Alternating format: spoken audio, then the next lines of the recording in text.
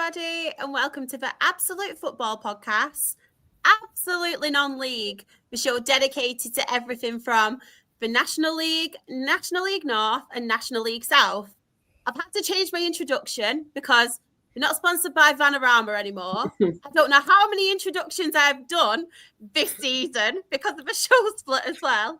But yeah, thought I'd change it up a bit. But what a show we've got tonight, and what a panel. I mean, season reviews. I didn't do it on purpose, Ben, I promise. It was Sam's decision. But we are going to start with the National League South and review all the teams and how they did this season. And Ben, it was a shocking effort from me and you. But I have actually got the predictions from the start of the season, what we made. It's shocking. You've done better than me. I'll give you that. I think I've got a couple of relegation teams. I know I got at least, 2 out of 4 right. But, obviously promoted teams. I don't think anyone could have expected that was going to happen, though. There's one both of us got completely wrong. And I'm going to be quite honest. I copied you on that one because I thought, do you know what? I don't really have that much of a clue. I know. If I've got any, also going to say, if I've got any Truro fans in the comment section, I do apologise. I didn't think what would happen. This season, which just shows how competitive it was, I guess. So, apologies to anyone. But of course, I couldn't do the show alone. Joe, how are you, and how's your weekend been? Yeah, not too bad. Busy, but great to be back on again. Talk about the National League South. A disappointing one in the end for me in that my team didn't go up. But a really good season. The most enjoyable that I've had covering the National League South. Lee's done you dirty as well, because I did put in our group chat before. Should we start from the top of the table or the bottom end of the table? And Lee chose to start from the bottom end of the table. So he's done you dirty there. He's done you dirty. But Lee, how are you, and how's your weekend been? Yeah, good. Busy. Been chatting to a load of non-league managers and trying to sort out interviews with them and going to grounds and seeing them and doing that. And I'm already being tapped up to go do FA Cup games and everything next season in the first qualifying round. So, already getting a full diary. Love that. And how's the channel growing? Have we hit another milestone yet, or near to? Not yet. But not close. Yet. We're getting We're there. Close. We're close. It's nearly 4.3, so we're getting there. Love that. Ben, how are you, and how's your weekend been? Busy, busy as well. Went to see Sam Fender on Friday night down at the London Stadium, which was was brilliant. Again, I've seen it for a couple of times now. Ant's best mate, I know that. Loves him. He loves him. And helping my brother move into his new place with his now confirmed fiance. So So it's nice to actually just have a bit of a break from seeing loads of boxes all over the place, to be honest, for a change. Bless you. Jen, how are you, and how's your weekend been? It's been all right. It's been quiet. Just chilled out, just relaxed. Normal things. Nothing major happened. Nothing crazy. Except Markham got new owners. I was going to say! I was like, Jen, come on. We've done it. We've finally done it. It's done. Do you want to mention it a little bit on here? Before we get into it? Yeah, it feels... When it got... I kind of already knew, guys, right? I knew before it went out. This is what I get because my partner works there. It was meant to go out at 2:30, but the whole media just fell apart. BBC were just not talking to anyone, so it didn't go out till 4. But when he told me that it was going out, I was just like, it's such a relief, to feel like, right, we're there now. Derek's back on Thursday. He can sit down now, meet the owner, because he's been in and around the club since it's been gone on Friday. He's been talking to everyone, getting to know everyone. So I think when Derek comes back on Thursday, he can sit down and he can decide what players he can go after, and he has a budget that he can work with now. It's not a low budget. We've been told it's a mid to top budget that we are being given. So I think for us, personally as fans, it feels incredible to have this done and have it done under EFL as well. Like, for us, we are no longer an EFL club, but to have it done like under EFL is incredible because we know how tight they are. And I've been told by Liam that these owners are just incredible. They care and they want to be there and they want to help get the club back to where it's supposed to be. So for us personally as fans, it feels amazing to know that we have Jason out now. We don't have to deal with that again for another season because last season was so painful. So I feel like this season coming up now, I'm ready for it. I'm ready to see what we can do. Because if we've got the backing of these owners and the money that they've got, I think we can go very, very far in this league. But I think as a fan personally, it's just such a relief to know that there's no more upset, there's no more arguing, there's no more wondering if your staff are going to get paid, if your players are going to get paid. We're fine now. We've got these new owners and we're gonna be all right now. How's the season ticket printer been? Because I know a few fans were obviously protesting, weren't they? And they didn't want to put money into the club because Jason was still there. But I'm guessing there's been some season tickets sold now. I think so. I'm not 100% sure what we're on now because Liam's just had such a hectic couple of days with all the new owners and stuff. But I think before Jason, I think we sold 1,000.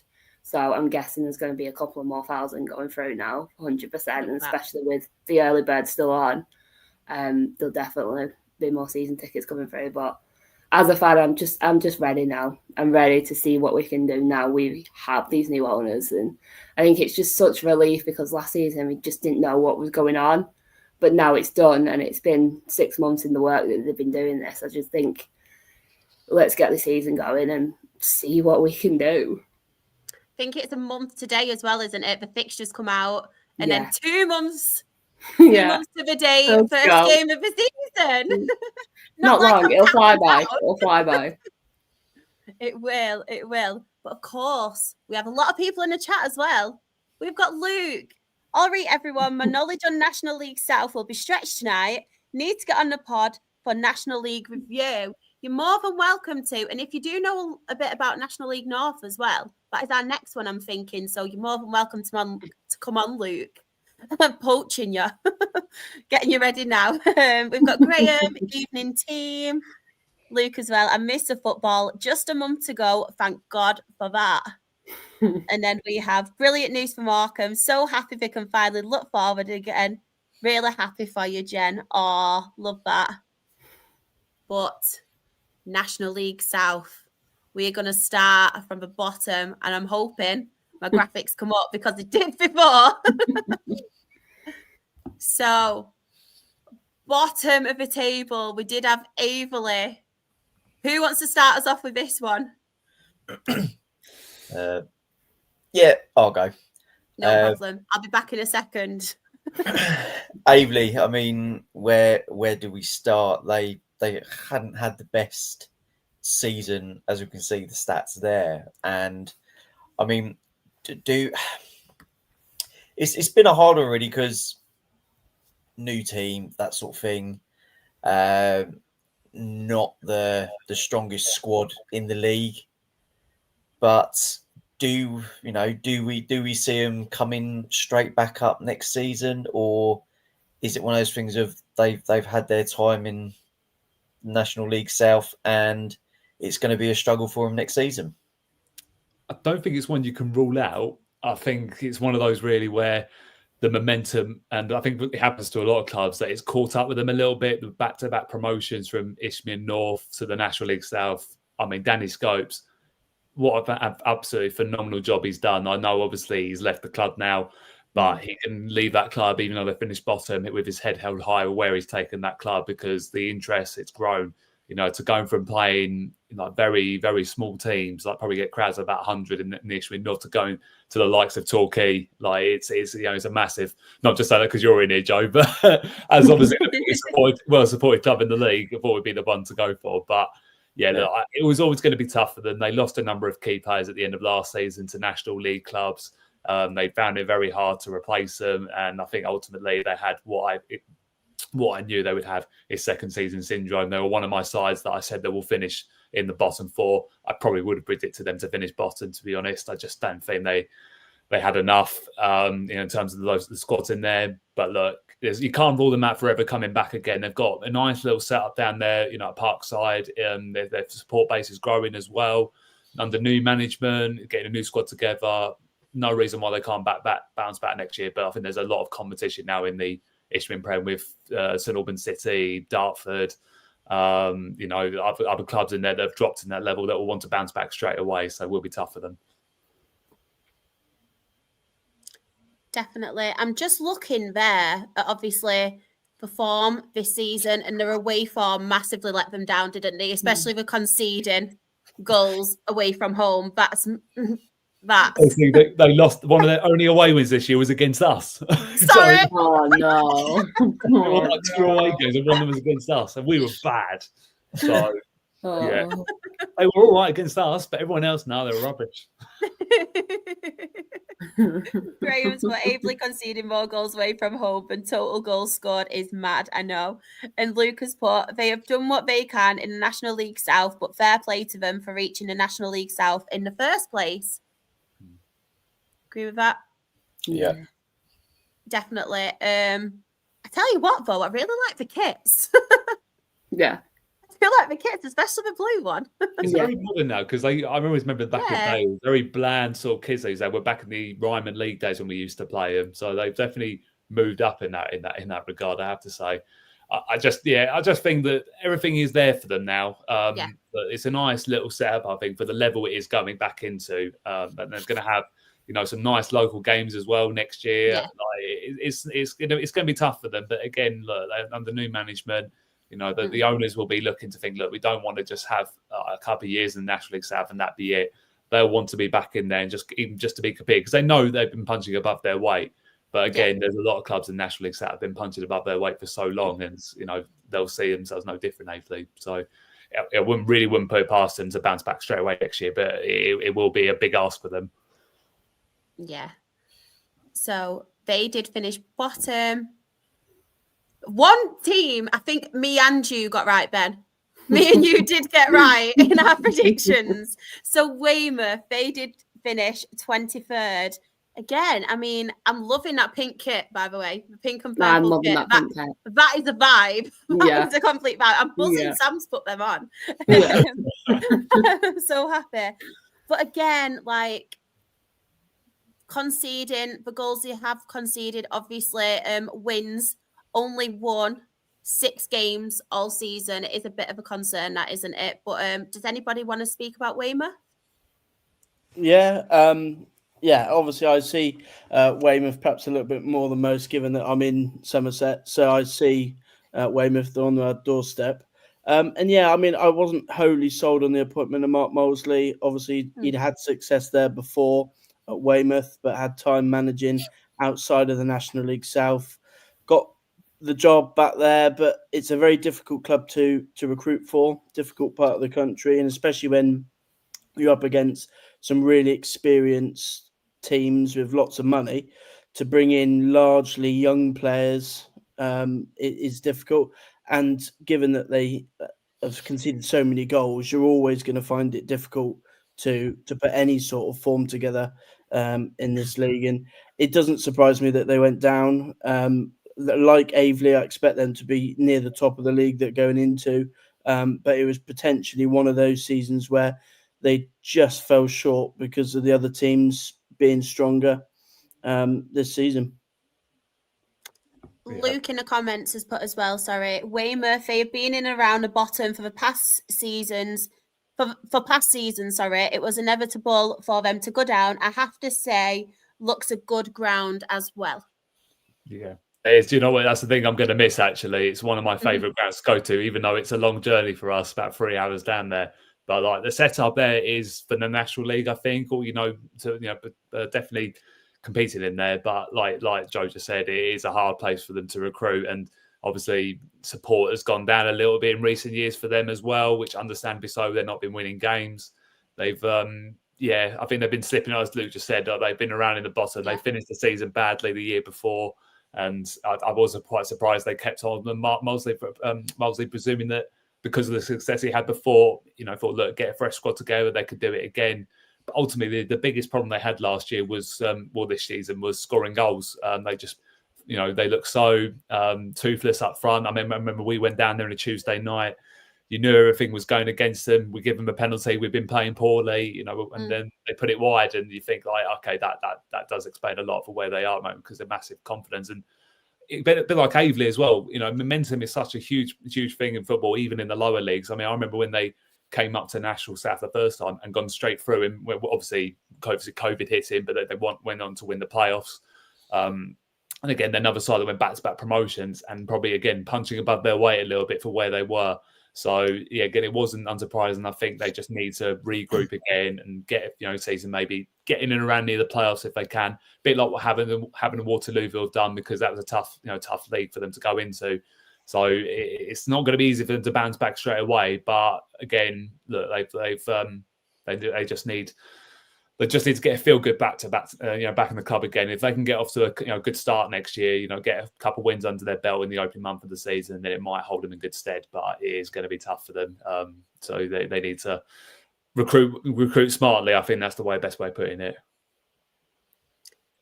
Above them, in 22nd, we had Welling United. So we will quickly just look at the record. So obviously the home record, 7 wins, 5 draws, 11 losses. And the away record was 3 wins, 3 draws, and 17 losses. Well, I know them well because they're one of my local sides. They are, they're only a good half hour away from us, and having seen obviously both the games against us, you know what? It's a bit of like Jekyll and Hyde a little bit, because they, in the first time we played them on New Year's Day, they were actually very resolute. They were very well organised, and I thought, actually, I'm quite surprised that these guys are down near the bottom. But then we went up there, we were the side, obviously, ultimately relegated them, and they just looked like a completely beaten side. I'd say the side that, we're just basically done for the season. Rod Stringer, he's very good, at driving teams. He demands high standards of his teams everywhere he's gone. Whether it be, I think it's I don't know if he was at Braintree for a bit. He was obviously at Chelmsford, and gotten very close to National League football. And I think the task was just too difficult for him. Ultimately, I don't really put it down to him, because ultimately they just didn't have the funds to compete at that level. I think a lot of their feel around the club was they are an Isthmian League club at best at the moment. But the fact is they've gone and got a new manager for this coming season, and they brought in some good experience in there. And I think ultimately they'll be one of the sides near the top of that division next year. But this year, just they relied too much on youth, I think, and I think ultimately that's what cost them a little bit. They just lacked a bit of experience, and when they'd had Dave Winfield out for a while as well, they missed his presence at the back as well. Again, inconsistency just proves a bit much for them. But again, Lee, I'll probably say that ultimately it could have been that game that cost them the league title. Worthing obviously losing 2-0 at that place, a game they were expected to win comfortably. So they had their moments, but ultimately against the bottom sides, they just weren't at the races at all. It's I think with Worthing last season, there was a lot of teams that we should have beat, and we didn't. We struggled, and it shows that we struggle against the lower end sides that are fighting relegation, because they, in a way, they sort of know they can come to Worthing and get some sort of a result, because we just sort of crumble when it comes to those sort of teams. I think it's just the way they set up, isn't it? Like, that's the trouble. I always said, like, from Maidstone perspective, I always said that we set up so much better against the top sides than we did the bottom side, because when you're expected to take the game to them, it's a bit like, oh, hang on, they're actually going to do what we would usually do and sit back a little bit more. And sides like Welling, actually, like I say, when we played New Year's Day, they were, very well organised. They did not give us any pockets of space at all. It was very hard to create chances against them. And we've even found the same against Weymouth at home. Like we were expected to roll them over. They'd just been relegated. And again, they played with absolutely no fear, and just looked like they could express themselves a little bit, because they have no pressure on them in those sort of games. And I think that's why maybe some of the top sides actually struggled against the bottom sides a little bit. I think everyone's had a bad result against one of those sides this year. And dare say, when he's been over Worthing, I'd say probably would have been one of the low points of the season, I guess, because everyone would have expected Worthing to win that way comfortably. So, it didn't come as a massive surprise, but in terms of the context of the season, it did. Yeah, absolutely, mate. Absolutely, yeah. Those sort of games is what cost us going up, winning the title and going up. So yeah. Just going to the comments, Lucas put, Welling, been lingering around the bottom half of the table for the past 4 seasons now. It was going to catch up with them soon. It's a shame to see them drop down considering they are a former National League side. It's for away form, isn't it? On the 3 teams that we've covered so far, for away form, and obviously the goals that they've conceded away from home have been quite shocking, haven't they? Yeah, they took some real batteries, I think, at the times. I think even they went to Weymouth, and obviously Weymouth struggling to score goals. I think they hit 5 or 6 past them, didn't they? So like that just showed where it was for them. And I think in the games where they really needed to win, they just didn't take it at all. I think maybe against some of the more mid-table sides, they were actually starting to pick up a few results. But against those sides in the in and around the bottom, didn't take advantage of it at all. And you always like to say that their pitch should always be a leveller because it's no disrespect to them, it is the worst pitch in the division with Hornchurch. It was when we went down there, it was absolutely horrendous. I've actually seen Sunday League pitches that I've played on that's been better than that. And it is hard, to keep the ball. And I think we changed when we went there. We changed our warm up a little bit where we played a little bit more short passing and just worked on sort of more the basics and everything like that because we knew it was going to be difficult on that pitch when we played flat serves every week and a 3G. We had to adapt a little bit, and it took us a bit of time. But once we did, we actually, did all right. But again, they just haven't used that advantage, and maybe that's why their home form was maybe a little bit better because teams struggled to go there away from home on better pitches. They got played around with so many times by the better sides. I'll stay out of the pitch conversation because I'm not one to I'll stay out as well. I can't really comment on that, so I'll stay out of this discussion. Obviously, 21st position, we do have St Albans City. Who wants to talk about St Albans? Yeah, I mean, this is a crazy one, really. I mean, I can't still put a finger on why St Albans have gone down. Obviously, you could say, they've lost more games than most other teams. But, I saw them play more against my team and we couldn't beat them. We drew that day. And when I've seen them, they have been a decent side. They got some good players. Michael Johnson in goal was one of the best goalkeepers in the last couple of years. They got Ken Charles on the graphic there, Sean Jeffers, capable goal scorers at the level, Zane Banton, who's had his injury concerns but still a really good player. And they'd signed quite well in the summer, I felt. Alfie Payne had just been promoted with Braintree, and on paper you'd say they got a decent side, but for whatever reason, they just struggled to get that quality on paper onto the pitch. Obviously, with a change of management as well, going from a very passing-heavy manager in Noble to Ian Culverhouse, who's perhaps a little bit more pragmatic. And they did pick up some good results near the end, but ultimately it wasn't to be. And it just goes to show how difficult the league is, that even if you've got that bit of quality, if you can't string results together, then you're going to struggle. Yeah. I thought they were, again, another side that weren't actually that bad. When I've watched them, we got away with a 1-0 win up at their place. And then actually, I think even Culverhouse's first game was actually against us. We didn't really know what to expect. And for that first half, we absolutely battered them. Like, they didn't really get near us. In the second half, he got a reaction out of them. They were much better. And I thought they might have used that to drive on. But again, looking at their away form, it's ultimately cost them too many draws, not enough wins. He's really surprised. I don't remember actually if they actually recruited that many in the summer, to be honest. They kept hold of a lot of the squad. And that was the big core of it that's kept in and around the playoff area in the past, and obviously got them into the final a couple of years ago when they lost to Oxford.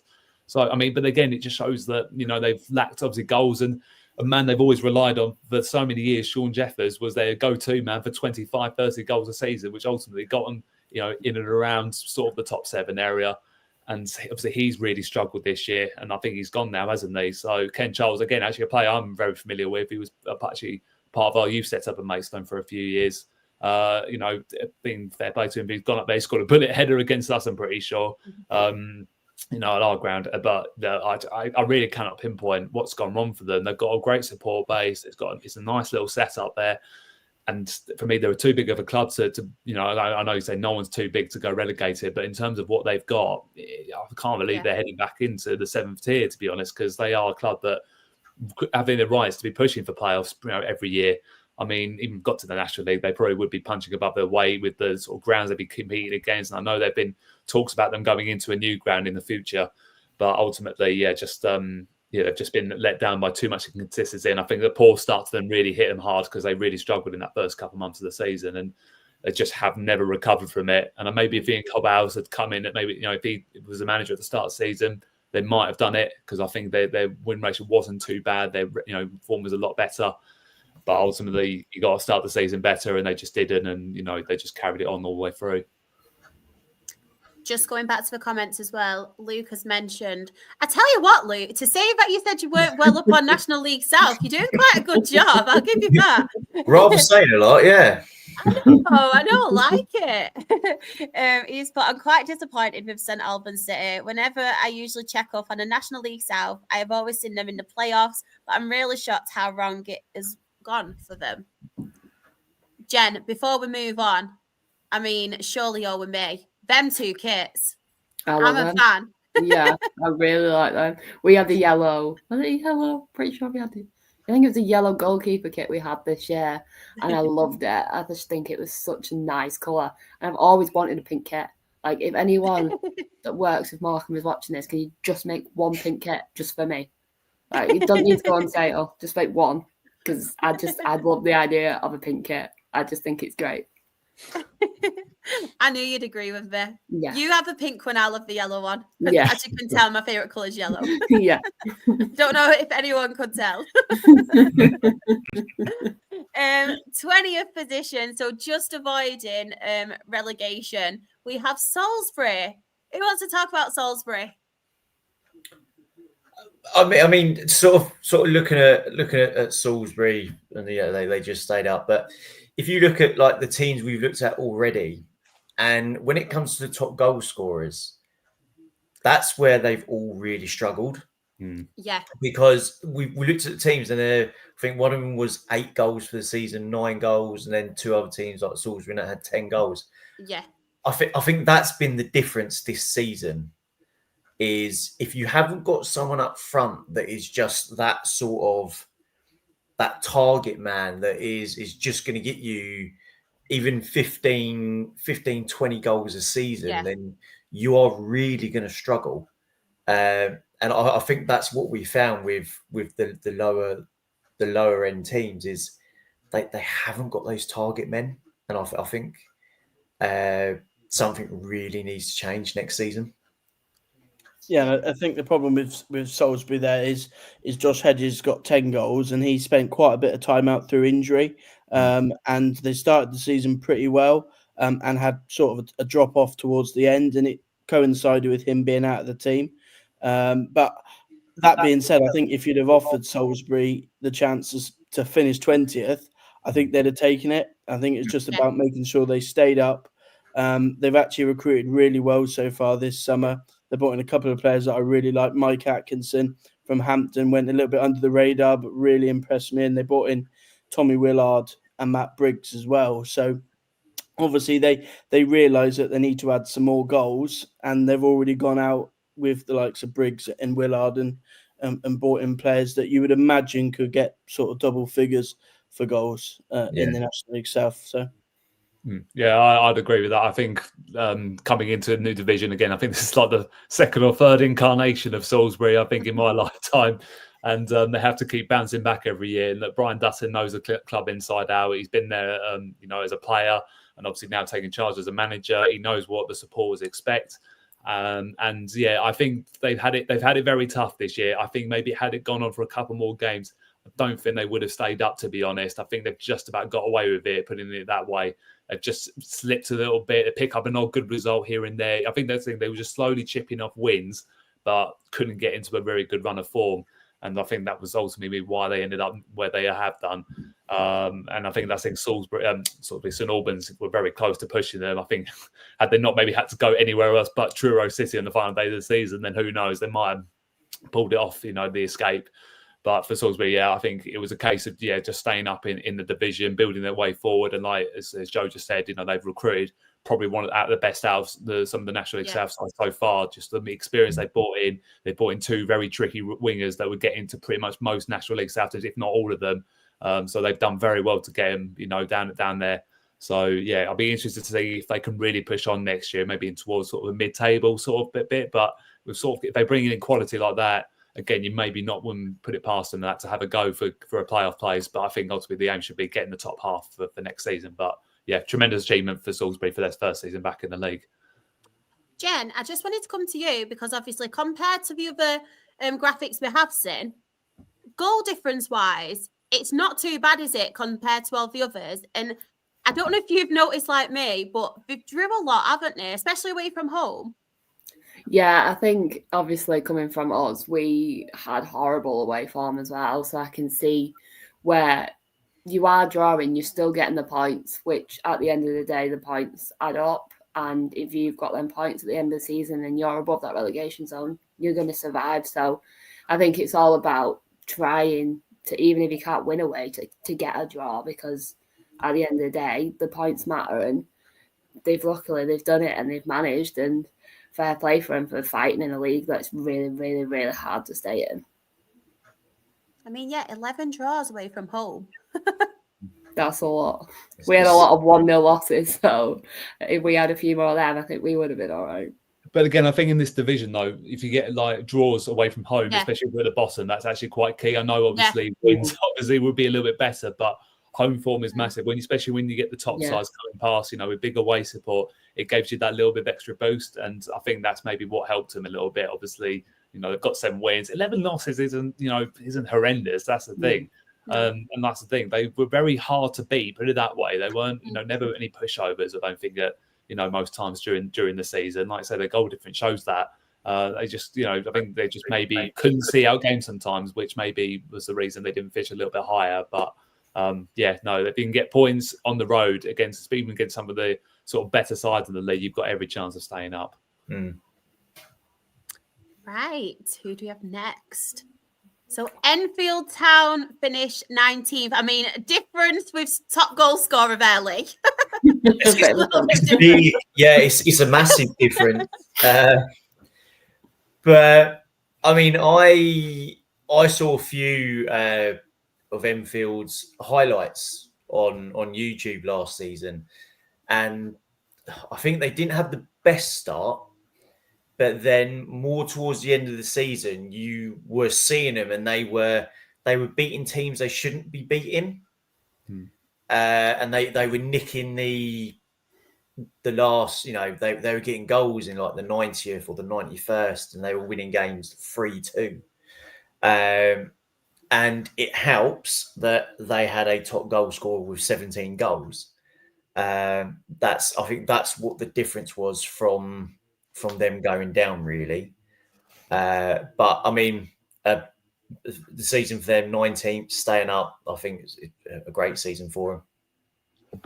Yeah, I mean, just to chip in there, I mean, I think obviously, I know we'll come on to talk about Truro and John Askey and getting manager of the season. I think if I was to pick a manager outside of him, I would have been Gavin McPherson. I saw Enfield on the opening day of the season. They came to play more and actually scored the first goal of the whole National League South campaign, taking the lead after just 2 minutes. So, I mean, I'm so impressed with the job that he did there, that they changed pretty drastically during sort of the second half of the campaign, switched up their formation and their approach. And to me, that says that he's a really good manager. The fact that he's adapted his approach to ultimately get the results to keep them in the league. And obviously Sam Young's there, the pick of those 17 goals. I was perhaps a little bit surprised that teams haven't come in for him so far this summer, given that you'd imagine that he could perhaps be pushing for a team near the top end of the division. But I mean, pretty much like Salisbury, I think they'll be happy just to stay up. Really good season.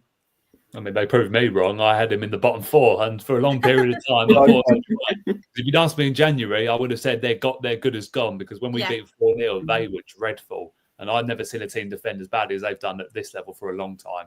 But I think like I say, I think it's a brave decision that's changed for me, because Gavin McPherson's clearly stuck with what got them there into the division in the first place, and thought, look, we can't really change the way we're going to approach it. We need to sort of go in there, and play like Enfield Town do. And to make a decision like that, obviously, is brave. But I think you've got to give him a huge amount of credit. I'm with you, Joe, to be honest. I think he should have deserved manager to see, had it not obviously been, for Truro's fairy tale of a story this year, because what he's done in putting a run together sort of around February onwards is absolutely incredible. It would have been sort of near promotion winning form, because they were miles gone. They were. I think, like I say, even like Lee was saying about the sort of late wins, and that they were getting, obviously the one beat I think most notable was against Truro. I think they were 2-0 down and scored 2 goals in sort of the last couple of minutes, which that will give any team or like at the bottom a massive boost, knowing you've beaten one of the big boys, obviously the big teams in the league that have been up there all year, and knowing that they can finish the job. And the biggest problem they were going to have was conceding goals, because they were conceding a lot at the start of the season, I'm pretty sure. So, to go from that to where they have done, you've got to give them a huge amount of credit to their players for sticking with it, because it could have been so easy to go through all the motions. And got to give their board a lot of credit as well for sticking with Gavin McPherson, because they could have easily sacked him. But I think they know they're one of the, they are one of the smaller teams in the league with probably one of the smallest budgets, and thought that nothing's really going to change if we get rid of him. So we probably need to sort of just stick with him in that look, because if we go down, he'll probably be the man to bring us back up. And I'm really pleased for him and for their club, and that they get another crack at this league, because they fully deserved it. And just a point to add on that is that, isn't it apt that the likes of Enfield and Salisbury have got promoted, and even though they've had difficult periods, they've actually stuck with their managers, and have ultimately stayed up. We've looked at the likes of Welling, St Albans, who've changed their managers and since gone down. So yeah, credit to Enfield for sticking with Gav McPherson, because he is untested at this level, but certainly below the National League South, he's a really good manager, and that's been proven this year. Yeah, definitely. Hampton and Richmond, they finished 18th. Yeah, I mean, it's a funny one, really, because the first half of the season I was really impressed. Obviously, a young manager in Alan Julian coming in, a player that had obviously played for the club before, a former goalkeeper, and I was really impressed. I saw them. They're actually one of only 2 teams to come to Torquay and actually beat us this season. That man on the picture, Mauro Valletta, scoring the only goal of the game. And I was really impressed with what I saw. But then, for whatever reason, the second half of the season, their form just dropped off drastically. I know they had a couple of injuries to their squad. And yeah, they're pretty much like Salisbury, and I think they're happy that the season finished when it did, and that it didn't go on a couple more weeks. But yeah, I mean, they're a side that have really impressed me this summer so far. They brought in some really good players, largely from the leagues below, but I'm quietly confident that they can have a good season next year. But yeah, certainly, given the number of players that they lost last summer. I mean, they lost Luis Fernandez to Eastleigh, Sam Dreyer to Torquay. That's just to name 2. So given that they've lost so many players and had quite a low budget to recruit, I think they've done pretty well. Yeah, but I think it's also that it's helped as well, because their ownership's changed as well, hasn't it? Which I know that a lot of their fans weren't big fans of at all at for their tenure at the club. So I think, again, that's given a massive boost to them. And yeah, again, I think they I think the first few matches, they really sort of, probably didn't hit the heights that maybe they expected, but they got gradually better and better. I know, like as Joe was just saying, the injuries did hit them hard. I think the one game they really struggled with, obviously, was the one I think we talked about towards the end of the season when they lost 8-2 to Farnborough, because apparently I think they didn't have a recognised defender at all. They were pretty much playing wingers almost at centre-back, which, again, it's crazy. And I don't think he took it to heart too much. I think, obviously, he would have been disappointed with those sort of results. And they were conceding a lot of goals and and letting teams create a lot of chances against them. But I think that ultimately it is their first half of the season that's got them, safety and everything in the league. Because, again, had it been for maybe another, 3-4 weeks, they could have really slipped into that battle there. So Alan Julian knows that I think squad depth is a massive thing. And again, I know they haven't got the biggest budget in the world, but If you can just get a lot of squad depth in there and players that he can trust, whether it's youth or a little bit of experience in there, they've got every chance of pushing on a little bit further next year, because they've been, historically, they've actually always been, a fairly big club in the league. They've always been in and around sort of playoffs and that, and close to National League football. So it wouldn't be a shock to me if they did manage it. I think they only just missed out on playoffs on the last day it's into us and, the back end of last season. So they're in the right hands with Alan June. I really like him as a manager, as a person, very football minded. He's been there and done it, in the Football League. So, yeah, I think they've done well. I think, Hampton have done well to keep hold of him, to be fair, because if he can go and have maybe a good first half of the season, wouldn't bet on having a few clubs maybe looking at him, maybe from the National League or above. So, yeah, hopefully they might go on one better next year. Yeah, but that's what I like about the National League North and South is the managers that you find down there are some really good managers, and you sort of look at the clubs, you're like, oh, I really hope they can hold on to them and give them 2 or 3 years to see what they can build there and progress. Which, yeah, like just like Craig McPherson and then and Junior, you really hope they can next season bring in the players they want and not have too much interference from the board and just let them run with the season and be like, right, there's your players. That's who you wanted. Now let's see what you can do. Yeah. Right. Oh, I've gone the wrong way. Testing you all. 17th position, we had Tonbridge Angels. Yeah, I mean, should I take this one, Ben? You can take it. Yeah, I mean, first of all, I think Jay Saunders, good manager, overachieved consistently with Tonbridge. Every season, he's got to try and bring in new players, make up for losing key players. I mean, they've already lost a couple this summer. Liam Vincent, Mo Dobra going out the club. So it's going to once again be a rebuilding for them. Obviously, they've now got a new manager. They've obviously 2 managers on that graphic in Saunders and Wagstaff, but they've actually brought in another manager now in Craig Nelson from Lewes. Yeah. And yeah, I mean, this is one team that is the National League South's tough to call next season, but this is one team that I'd be looking at quietly confident that they may struggle. Not been a great deal in the way of transfers this season. And, they haven't got the biggest budget in the world. I think that's quite well known. They scored quite a low number of goals last season. Sean Shields only getting 10. Lee made that point about how teams near the bottom lack that goal scorer, and Tonbridge perhaps don't have the money to go out and buy a recognised goal scorer. So yeah, I think they may struggle next season. So speaking of their new manager, Craig Nelson, that's coming in. So he's the ex-Lewis manager. Yeah. And I saw Lewis probably 3 or 4 times last season, and for what he had to work with down there, they had a really good start. I think the first 5 games they were unbeaten, and I think they had a few injuries, and then they started to do a decline. But I mean, for what he did there in his one season there was really, really good. So I think Tonbridge next season, they've got a good manager there. Just need to back him.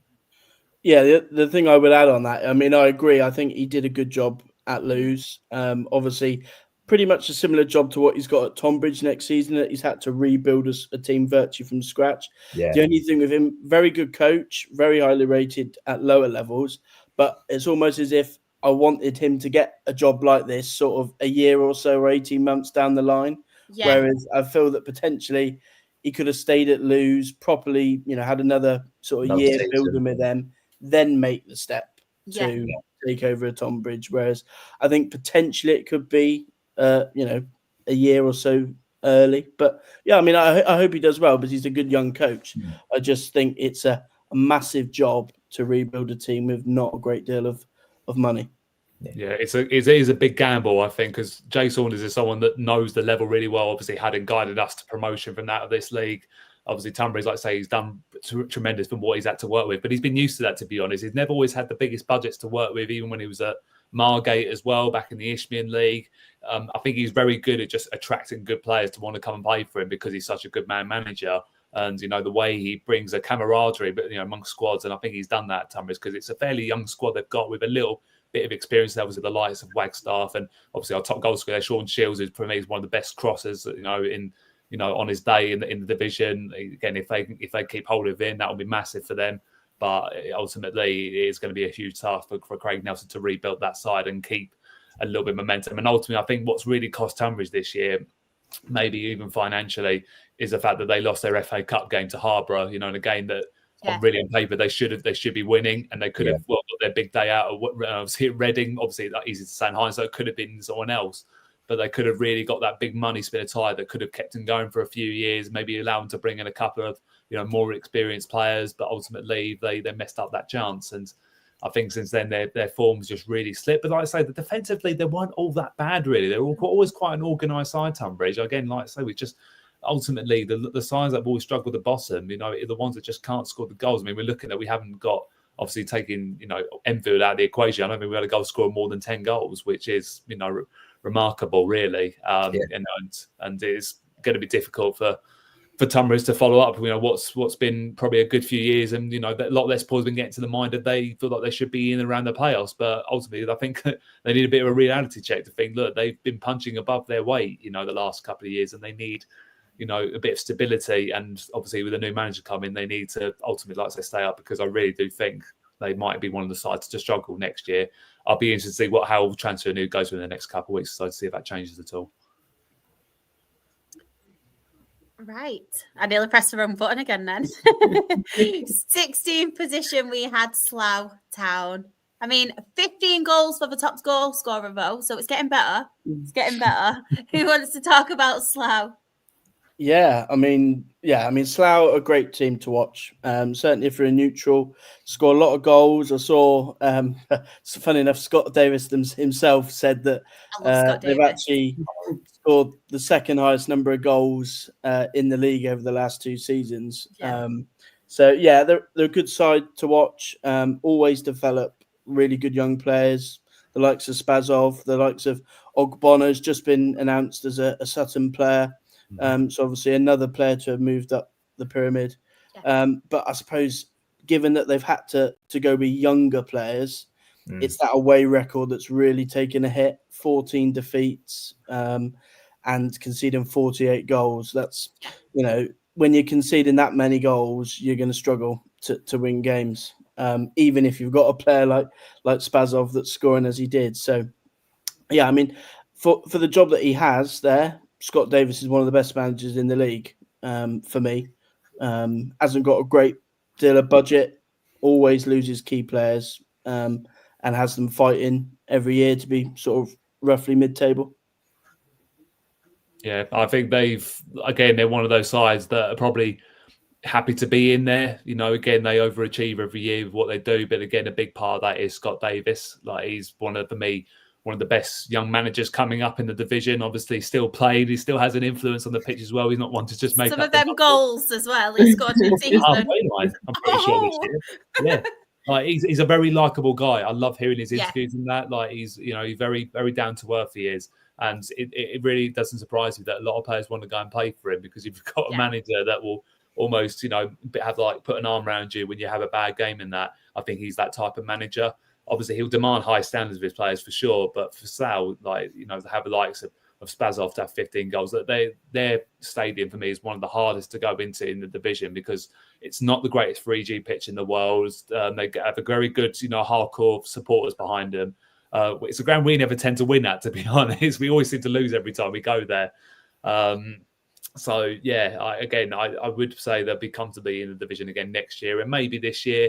They might have felt like, in previous standards of the previous years and maybe slipped a little bit. But again, they lose key players every year, and they have to keep rebuilding, which, again, is a good problem in the way for them, because it shows that there is a pathway for younger players to push on into the National League or the EFL, through Slough, because look at the players who've gone done. I mean, they had a lad that gone and scored, a goal at Wembley the other week for Southend. So they are, in a good place in that. And Scott Davis keeps finding these little gems, and obviously his recruitment team. So, yeah, again, they'll be looking to really sharpen up on that again in the summer and go again, for probably for a top half finish if they can. If not, again, another one pushing maybe towards the edge of the playoffs.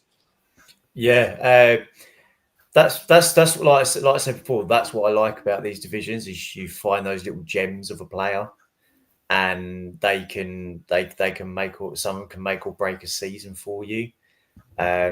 So yeah, but I hope Scott does well, and they can finish higher than what they have this season. But also, Jen and Shah, what are we thinking about the kits?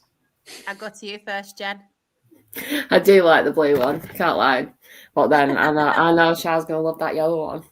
Rochdale just need to make a yellow kit, and then everything will be all right. Honestly, any yellow kit is a winner for me. Are you a fan of the Macron kits, though? What's that? Sorry. Are you a fan of the Macron kits? Do you know what? I'll go for it. Yeah, I'll do it. Especially for Slough Town. Like we said, I love Scott Davis. Rate Scott Davis, so I'm all for that kit. I'll get one. I'll get one. So, 15th position, we have Bath City. Who wants to take this one? Yeah, tough one, really. I mean, another team you look out on paper and think, yeah, decent National League South side, lots of experience for the league. And Jerry Gill is a good manager. I know he's a tough character in terms of he's a real fighter and a real winner. But I think it was potentially this season where you felt just this group needed a different voice in the dugout.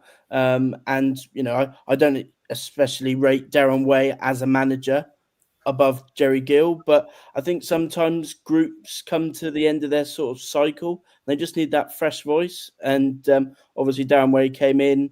They finished the season really strongly. One thing that Jerry Gill had done there is he'd put together a really experienced, hard-working team. Again, they don't score a great deal of goals, but they don't concede that many either. I mean, that's probably the lowest number of goals conceded so far of any team that we've talked about. And yeah, they're a good, hard-working team. And yeah, they were never going to go down for me. Yes, they were in and around it, but they had more than enough. And that's credit to the team that Jerry Gill left Darren Way.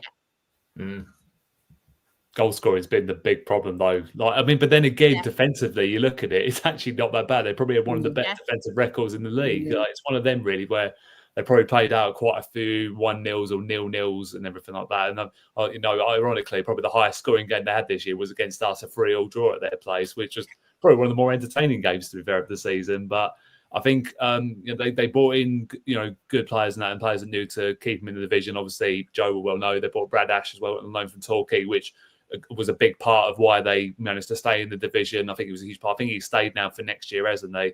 So that's big for Darren Way, having that sort of experience. Like Scott Wilson, he's well established at this league. He's scored a number of goals higher up the pyramid as well. Part of a Macclesfield side that won the National League 7-8 years ago. He knows the division. He's a very difficult player to play against. And do you know what? When you look at the fact they've scored that's 47 goals this year. He scored 10 of them. It's actually quite surprising. But then again, they just had about enough for them. I think again I think Joe's right. I think they were never really in danger, serious danger of going down. I think they just needed one of those, like just a couple of 1-0 wins now that were just going to do it for them. And look, they've underachieved. I think they'll know that, because obviously finishing the playoffs the year before, they would have thought that maybe they could go and push on one further. But ultimately, I think they just, maybe Jerry Gill's time was just up a little bit, and maybe a different voice was just needed at the club there, because, he's had a lot of time there. He's built a good side there over years, and Darren Way's taking on now, and he'll be looking to really push them back, to where they should be, which is obviously in and around those playoff, and those promotion places, because they're a big club, Bath, at this league. They've got one of the better grounds in this league. It's such an old school ground. I love going to Bath City, and that's one of the things. That was a consolation to us when we lost the playoff final. When we get to go back there next year, they're a good club, Bath, and I hope for from a neutral perspective they can have a good year again next year, because it's a good club down there. Just wanted to say as well, we've got some really good numbers in right now. So if there is anybody new that is watching this, please subscribe to our channel. And if you are watching through Twitter as well, because I refuse to call it X, please give it a repost, because honestly, thank you so much. There's some great numbers in tonight. And I love that for National League South. Just shows that people are interested in non-league, which is amazing. So thank you, everyone. 14th, we have Chippenham Town. Yeah, I got to take the lead on this one. I think people that read my blog will know how much I'm a big fan of Gary Horgan. For me, top 3 managers in the league. The way that he's able to keep getting results with a team on as low a budget as he has, whilst being able to bring so many good young players through, the likes of Jack Poffley this year's come in, done really, really well. The likes of Kane Bradbury, again, has impressed.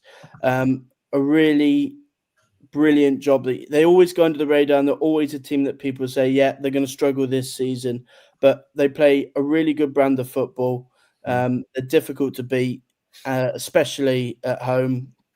Only lost twice, one of which was Torquay. And I think this may be sort of the last season before he potentially gets snapped up, Gary Horgan, and goes on, because I think certainly if I'm a top 7 or 8 team in this league, I think you could do a lot worse than appoint a manager like Horgan, because what he's worked with and the finishes he keeps getting in and around mid-table, looking towards the top half, I think he's done an excellent job. Yeah, I'm with you, Joe. They're a club I've got a lot of time for. Obviously from a media perspective, Matt, who's just left the club, he's brilliant. And Jamie, who's just taking it on. They're very always welcoming to us.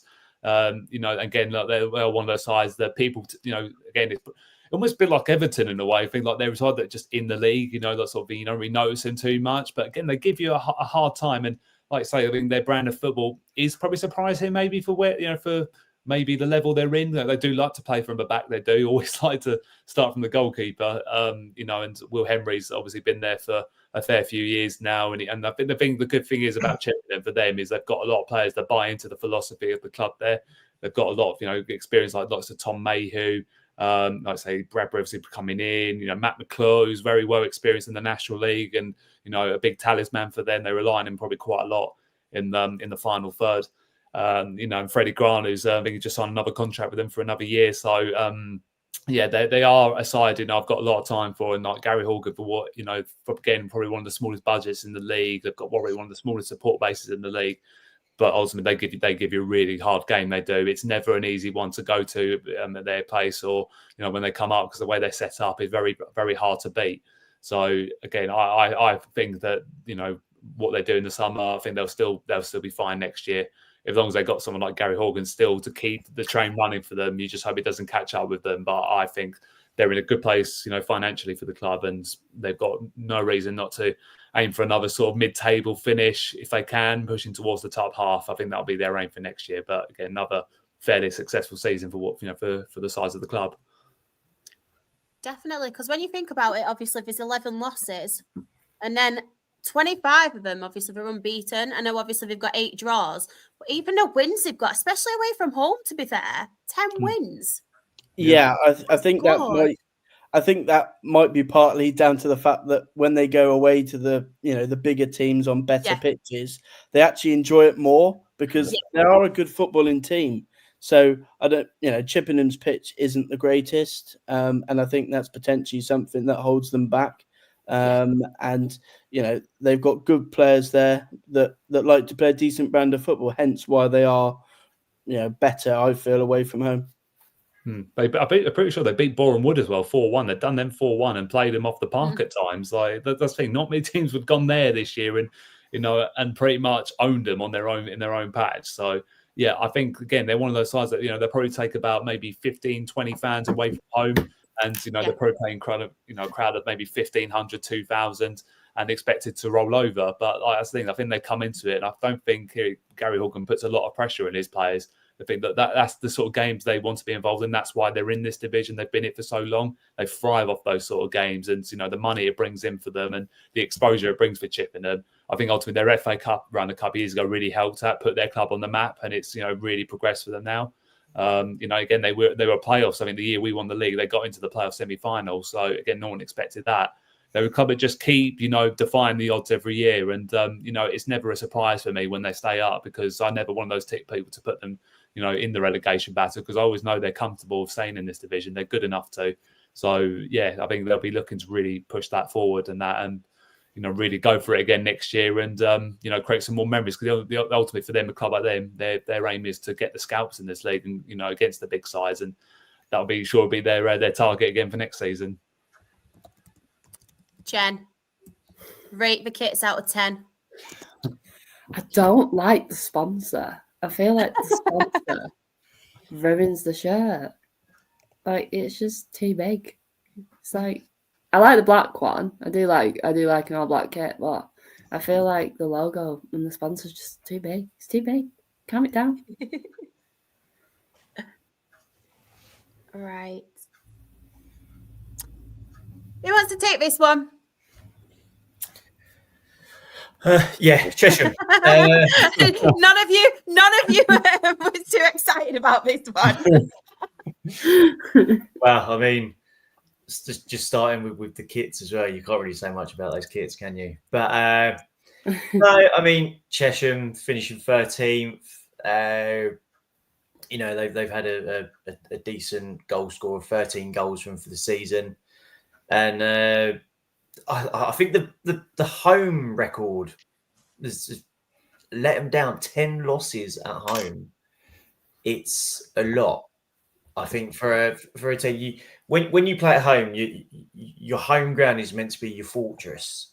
Mm-hmm. So teams that go there are scared to go there. But I think, and if there's any Chesham fans in here, kind of sorry. Yeah, they sort of let teams just come in and get 10 wins over them at home. And I haven't really got much else to say about Chesham, really. I'm not their biggest fan.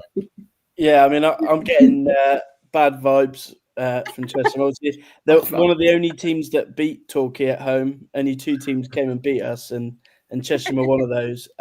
Yeah, I mean, I think I've got to give credit to Michael Murray as well, because Chesham have actually got joint managers. So James Duncan won't want to take all the credit for that. But yeah, I think behind probably John Askey and sort of Gav McPherson, I think that Chesham have had a really, really good season. Obviously had that cup run as well, played Lincoln. Yeah.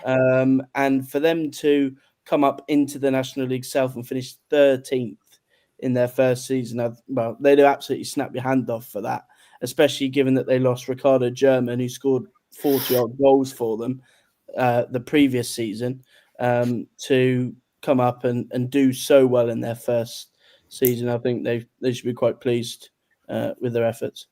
Yeah, Michael Murray's someone that demands a lot from his players, and that, like, he's a very hard, beat your hard manager. I had it actually, funny enough, I had him sitting next to me for the first half at the home game against them, and he was constantly players. I think our owner even told him to sit down at one point, which was quite funny. But yeah, I think they again, one of the sides, a bit like Salisbury, would have been expected to come in here and just try and stay up in the division, but ultimately they've done more than that. They've actually more than held their own. Again, whether they can follow that up next year with another good finish, sort of in around mid-table, it's be interested to see, because again, promotion, you'd expect to try and push on a little bit and just get stability in the league. And I think ultimately, I say they've done that. Like as Joe said, they lost a big player in German, obviously a big goal scorer in the league below for them, and a massive part of why they got into the National League South. And I think they've done really well. I mean, obviously we look at, like I said, the 10 losses at home, but then again, they've got 10 wins at home as well. And it's not easy in the division. They have beaten some big teams along the way. They've done us on their pitch. And the other thing, their pitch is, again, a bit like Welling. It's a bit of a leveler down there. I mean, we went down sort of January time and it was very boggy. It was, a bit of a slope, and it's very hard to try and play any sort of football on it, which again, it's it's no disrespect to the people at Cheshire who put the stitch together and everything, but it is hard for the sort of the teams that likes maybe your Worthings, your Dawkins that like to try and play football and and try and play from the back. You do have to adapt your game when you go there. And they're just a very hard working team and very well organised, and they play for each other a lot. Again, a bit like Chippenham, they're there to take the big scalps in the league, and ultimately, they've done that. They've picked up some very good results. Again, like I say, beating Torquay, which obviously not many teams can say they've done that this year. So, James Duncan, Michael Murray will be more than happy. I think if anything, I'd probably say it's a bigger achievement this year than maybe winning the league the previous year, because no one expects them to finish where they did. And I think that's a massive credit to the management duo there. Jen, kit time. You're the new kit leader. You're our fashion guru. I've just decided. What's the verdict? I like the home one. Don't like the away one. I feel like the black just ruins it. Just keep it all yellow, like just one colour. You don't need to be mixing colours. What do we think of the old sponsor as well? Because Taskmaster, because it's Alex Horn's one of the directors there, isn't he? So yeah.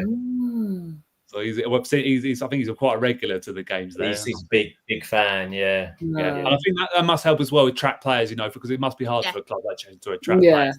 Yeah. Having that sort of exposure and that, from someone like that, it must get a few sort of half decent players, they're hungry players that want to go and play for them. So I think that's a big, a massive benefit for them. Right. Yes, it's my team. Good old Emil Empstead. Emil, and they finished in 12th. Who wants to take this one? And pronounce it properly, of course. They've had a very topsy-turvy season, put it that way. They were top of the league after, 7-8 matches or so. They've been unbeaten as well. They came out absolutely all guns blazing. Like, they were flying, they were. I remember watching scenes and that on Twitter after they beat, I think it was Slough 1-0, and it's almost like they'd won the league a little bit because they were in such a good place with Bobby Wilkinson in charge, and then out of absolutely nowhere they just absolutely plummeted, down. And again, a bit like maybe Hampton, Richmond, they had a lot of injuries to a lot of key players, which really didn't help because their squad depth isn't massive at Hemel, they suffered some real batterings. I think they conceded 5 at Eastbourne. They conceded 7 at home to Dorking. They just were in a real bad place, and they really did try to stick with him at Bobby Wilkinson, but the change had to come because they were only heading one way, and that was towards relegation, because their form was just out of control. But Lee Allison's come in, and you've got to give him so much credit for what he's done for the turnaround now, because he hasn't had a lot to, hasn't changed a lot in terms of personnel in that time. If anything, he's let a few players go. Even like seeing to put the likes of their players like Ricardo Jones, he put them on loan to us, which obviously I thought for them, for where they were in the league, I thought was a bit of a gamble.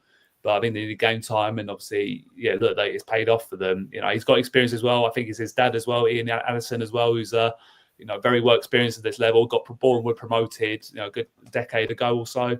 So he's obviously clearly learning a little bit from him. And for where he's gotten finished, I think had he maybe come in earlier, there could have well been, having a late chase for the playoffs. But they'd be looking to. I mean, again, we look obviously when we have the season preview and that.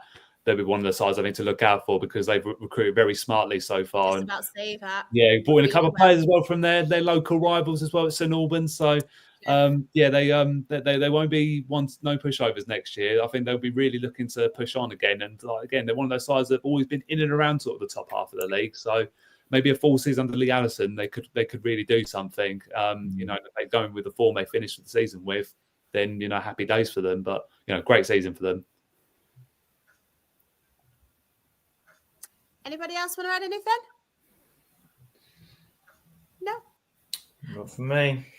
Just wanted to say as well, everybody in the chat, spoiler alert, Lee Allison has actually messaged us back and he's up for doing an interview with us, which I thought was rather fitting because obviously I know you all have your jokes about Emil and the way I say it. So it's really nice that our first guest, it is unfortunately not Mark White, but I can get past that now because it's the manager of Emil. We're still going to be pushing for Mark White to come on You're here. right. Yeah, you Loan. still keep tweeting them, by the way, guys. Keep tweeting Dorking with Everyone it. in Yeah, the keep chat, doing it. tweet Mark White. They are Absolutely. taking notice. They are definitely taking notice of it. Yeah. Yeah. And Graham said, "Woohoo, that's brilliant." Jen, Kits, are you a fan of obviously the red one? I think you're pretty sure a fan of, because obviously it's Morecambe colours, but the green one. Do you like the green one? Or Yeah. is it not? Yeah. Yeah, I like them. They seem very like classic. And Ben's face says no. Yeah, But no, I like them. I think they're all right. I think looking at Shah's background as well, No. it would look good. I went all green for National League South. Sam said National League South green. I did it on the graphics, so I was like, right, I need to change my light to green. Ooh. Right, so Chelmsford City in 11th. Who wants to take the lead on this one? Yeah. Go, Joe. Yeah, Chelmsford. I think they'll be quite pleased actually. 11th. Another team that lost quite a few players last summer. Again, not got the greatest budget in the world, but what they have got there, or what they certainly did have, is a really, really good manager in Robbie Simpson, who brings through lots of young players. They use the low market really well. And they've got a head of recruitment there in Adam Drew, who is one of the best at this level in terms of finding players. He's actually staying on with Chelmsford next season under Angelo Harrop, who's obviously got promoted out of this division before at Braintree. And I think for them it was just about consolidating again at the National League South. And then obviously this season, they're going to be one of the teams tipped to be up near the top. I wouldn't go so strong on that just yet. I know most people are having them sort of going for the title. I think they've got a lot of work left to do, because they have seen a lot of players leave the club. Have been impressed with one or two that they've brought in, the likes of Jack Barham from Aldershot and Tom Lapsley from my own team, if they can keep him fit. But yeah, I think for what he's had to work with there, I think Robbie Simpson will be pleased with an 11th place finish. And given that he's now stepped aside as manager, I think it'd be a good way for him to go out. Obviously, they got that big win against Weymouth to finish the season, and good season for them. I think ultimately they want to, for Robbie Simpson, it's been a bit of a massive learning curve for him, because it's been his first managerial job. He was still a player, I think, at Chelmsford when obviously the call came that, he needed to step in. I think it was sort of an interim basis, and obviously he's become a full-time manager. And every year they sort of, gotten better and better. And obviously this year it's dipped a little bit. It was always going to be difficult, after finishing, I think it was its second in the division last year. They had, a tough job of trying to keep a lot of players, which ultimately they couldn't do. This year, I think as Joe was just saying, I think it was consolidating for them. They have to relied on a lot of Charlie Ruff, who's one of the probably more creative players in the division. I mean, 13 goals from midfield is no, easy feat at all. Big game player.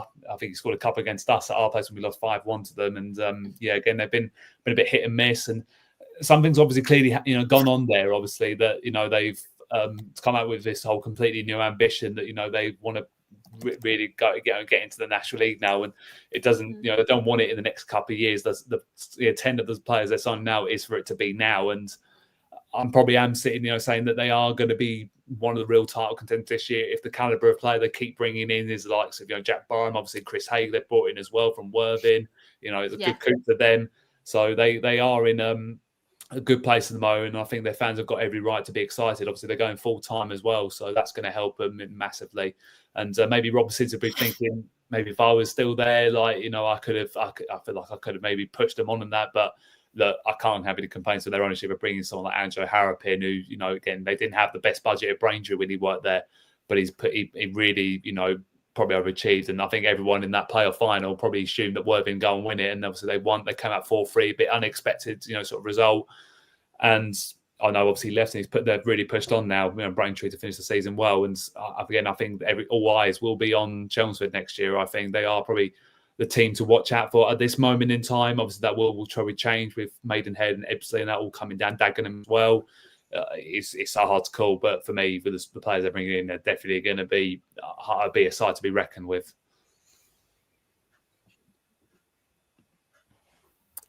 10th position, we had Farnborough.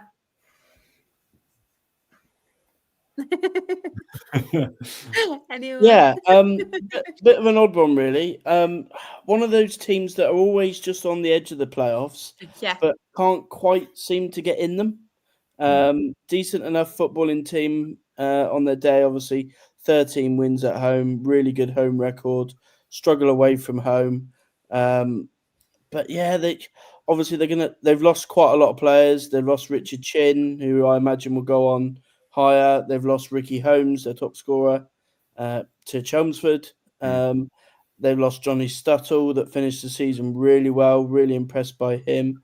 And it's going to be quite a big rebuilding job for them. They've lost, as I say, lots of players. Spencer Day, experienced manager, but I don't know, they just lack something for me. They're always a top half team, but then just fall short just when you need them to find that extra gear. A decent enough side on their day, but nowhere near enough for me for a playoff side. Yeah, they are a bit of a side where, again, I think Spencer Day's probably made it clear in the past to say that they haven't got the biggest budget to work with. And probably having the likes of Ricky Holmes is a bit of a luxury player for them, and brings plenty of experience as well. He's in it. He's coming towards his late 30s. Been around this level for a few years. Obviously, he's had experience much higher as well. And Chelsea did well actually to get him back amongst his ranks. Obviously, the next player for them, in the past as well. But I think, to be fair, they'd probably be a little bit disappointed actually, thinking about it, because they were strongly in playoff candidates, in and around Christmas time, and they just really sort of dipped and never really recovered after that. And again, I think a bit like a few of the sides, it's squad depth sort of not held. I think the last couple of games of the season they were playing with sort of having only 2 or 3 on the bench. Obviously, we were allowed 5 in the National South, so that probably didn't help him at all. And again, I think he was struggling with what players to play in certain positions, because he didn't have that the luxury of that in comparison to the top teams. Have got big squad depth. But, I think the 10th place isn't the worst one for them. I think the supporters will be fairly happy with that. They are one of the big clubs. They've got a really nice setup there. They've been destined for National League in the past. Obviously, I know they have been in the past, and obviously financial difficulties have brought them down again, and they're on the way back up. So maybe in the next sort of 2 to 3 years, if they can just get a bit of consistency together, I think that's what's let them down the last couple of years, is just consistency. Then there's no reason why they won't be in that top 7. But they really need to recruit well and recruit smartly, because it could well be a difficult season for them otherwise. Yeah, so I was just about to say, actually, with the players that they lost, sort of Ben and Joe, do you think it's going to be too much of a rebuild for them? And do you see them finishing any higher than where they did this season? No, I certainly don't see them finishing higher. I could probably name 10 teams off the top of my head that I think are probably in a better position. You look at all of the top 7 last year, the likes of Chelmsford, Hemel, I expect to have better seasons.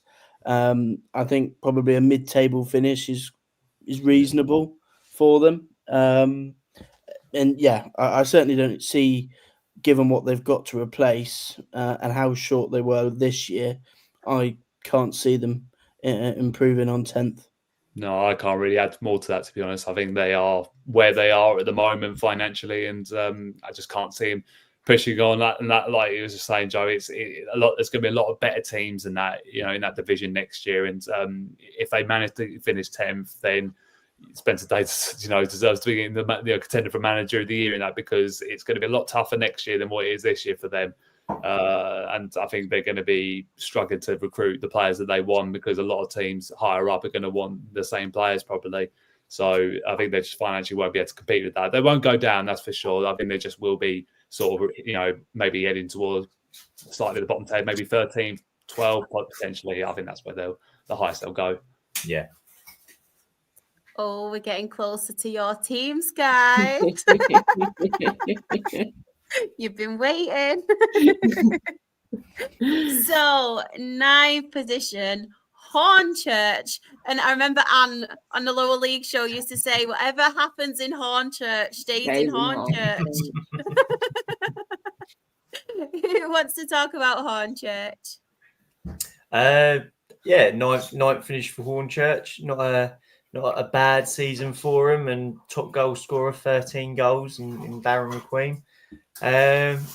Yeah, I mean, like I said, they haven't had a terrible season, and I think ninth for a finish for them is probably what they were probably looking at to begin the season. So yeah, I mean, I can't really say much more about Hornchurch, but yeah, ninth finish. I think yes, it's not too bad, and a good home record as well.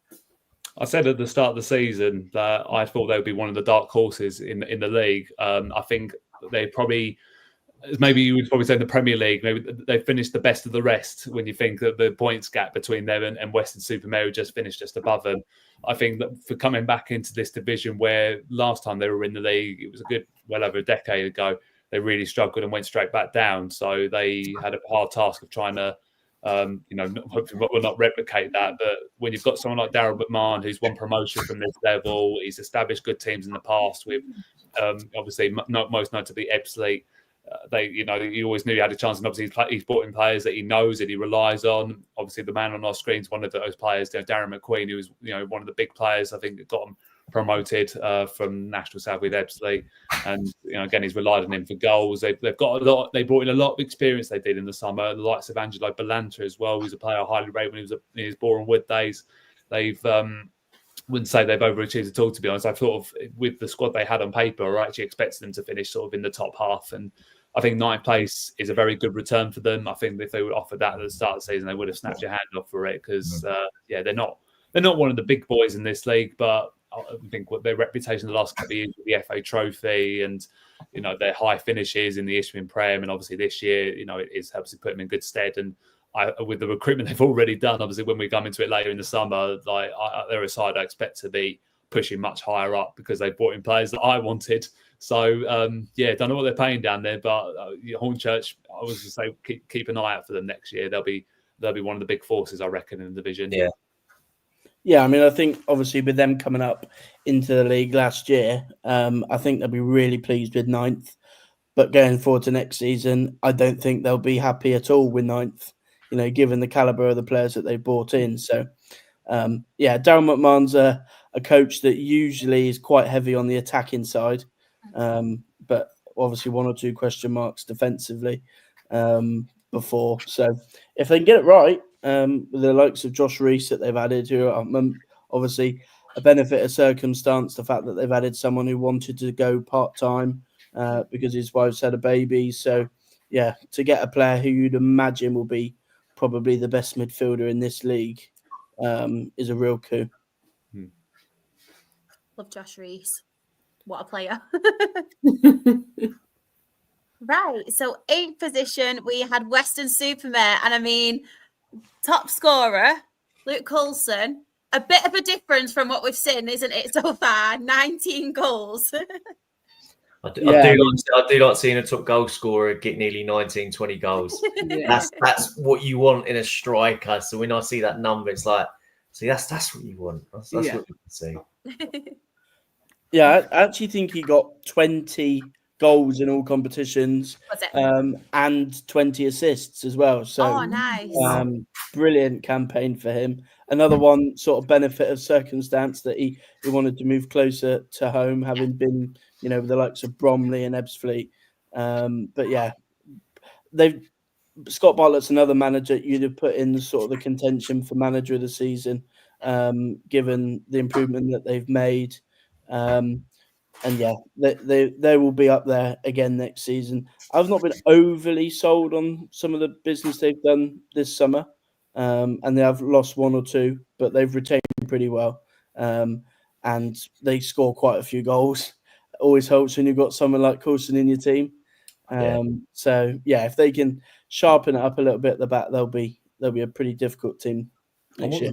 I wasn't actually aware of the 20 assists, because with that, in that case, I would have probably said he's probably unlucky not to have won player of the season, to be honest, because his goal contribution. I mean, look, when I saw that he'd moved to Western, I thought that was a good move for him. Obviously, I think from Dartford previously, it probably just worked out for him best. And again, they were one of the sides at the start of the season. I thought I would not write Western off. I thought they might have a good go at it.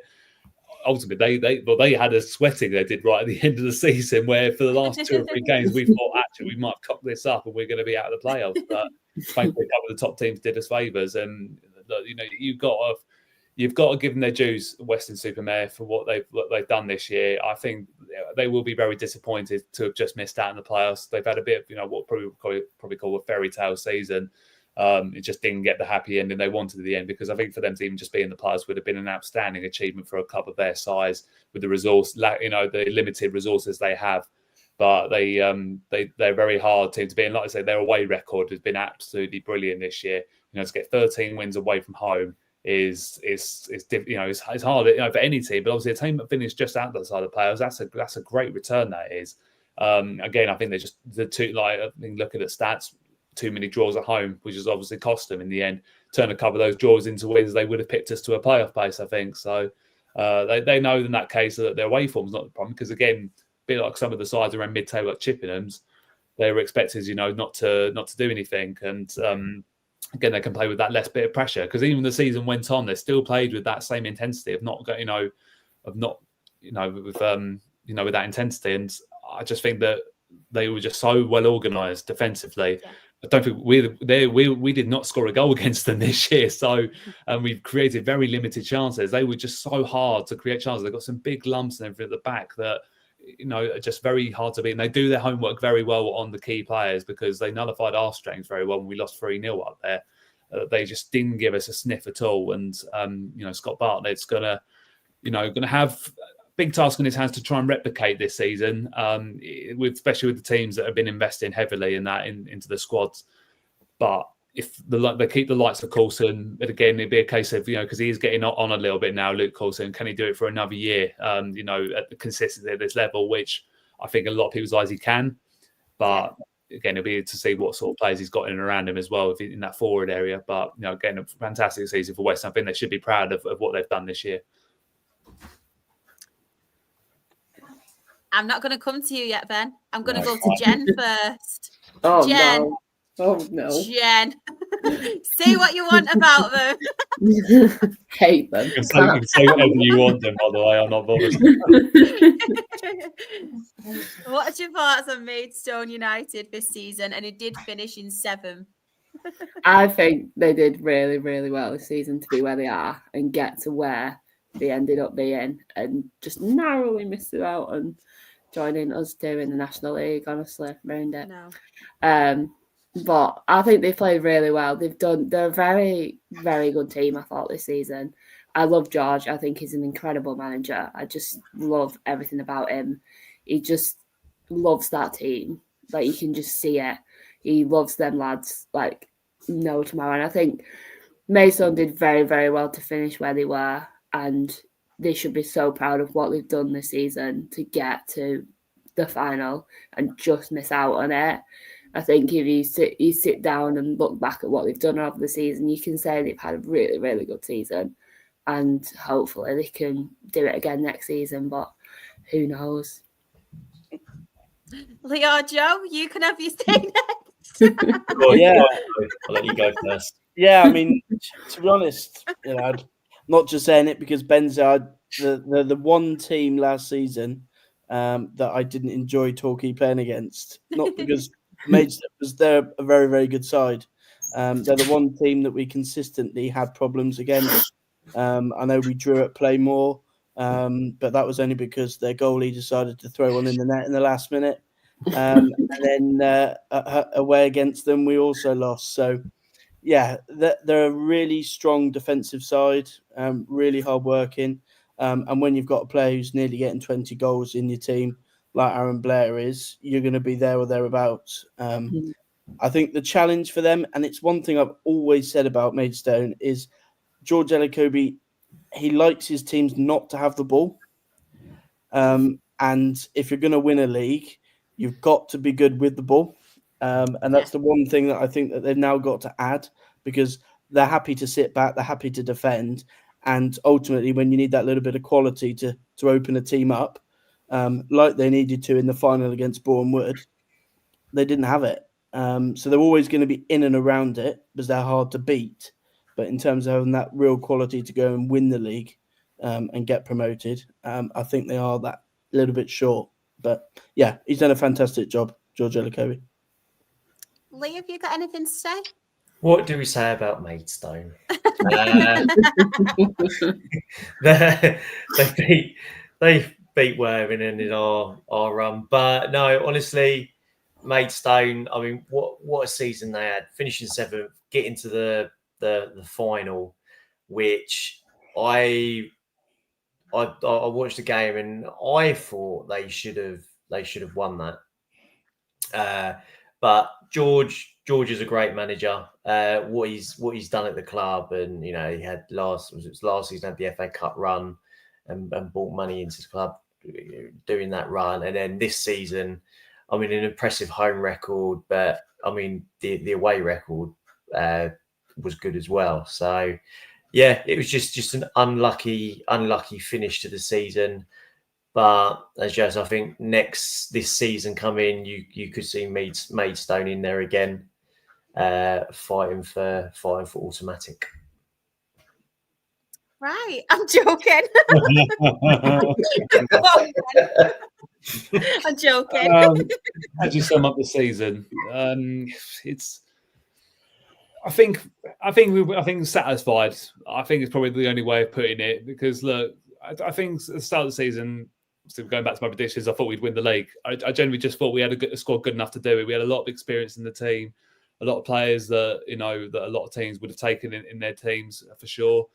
But I think, I don't know, I think it was just too many draws. I think that's been the problem, I think, at times this year. Yeah. Especially at home. We really struggled at home, to be honest. It's not been the fortress that it once was. We've also lost a few too many games as well. We dropped too many points, to be honest, against the bottom sides. We lost to Ebbsfleet at home. We drew to Weymouth. We, just really couldn't. And that's the thing, I think, as Joe was saying, I'm in full agreement with him. I think we just a side that set up defensively, and again, that's why we probably did it so much better against top sides, because they like to have the ball, and we had big players and that always wanted to just smash it away, let players know they were there, and we just didn't have the same creativity in midfield that we had the previous year. Because when you had someone like Sam Corn, who was fully fit, he was running teams for days, his work rate was outstanding, and he's been half fit all season, and we've really missed it, to be honest. He's not been the same player this year. I hope he gets a good preseason under his belt so he can come back stronger. And obviously, it breaks my heart seeing Aaron Blair's face on the screen, knowing that today's the day that he's actually just left the club. So, along with Temi Aweka, who's been two of our best players this season, and they are a great comedy duo. They are together. But the thing is, they always will get at each other on the pitch, and that's what you want in your team. And George did really well, and I think a lot of credit to Zach Foster Crouch as well from our recruitment team. We brought a lot of these players in.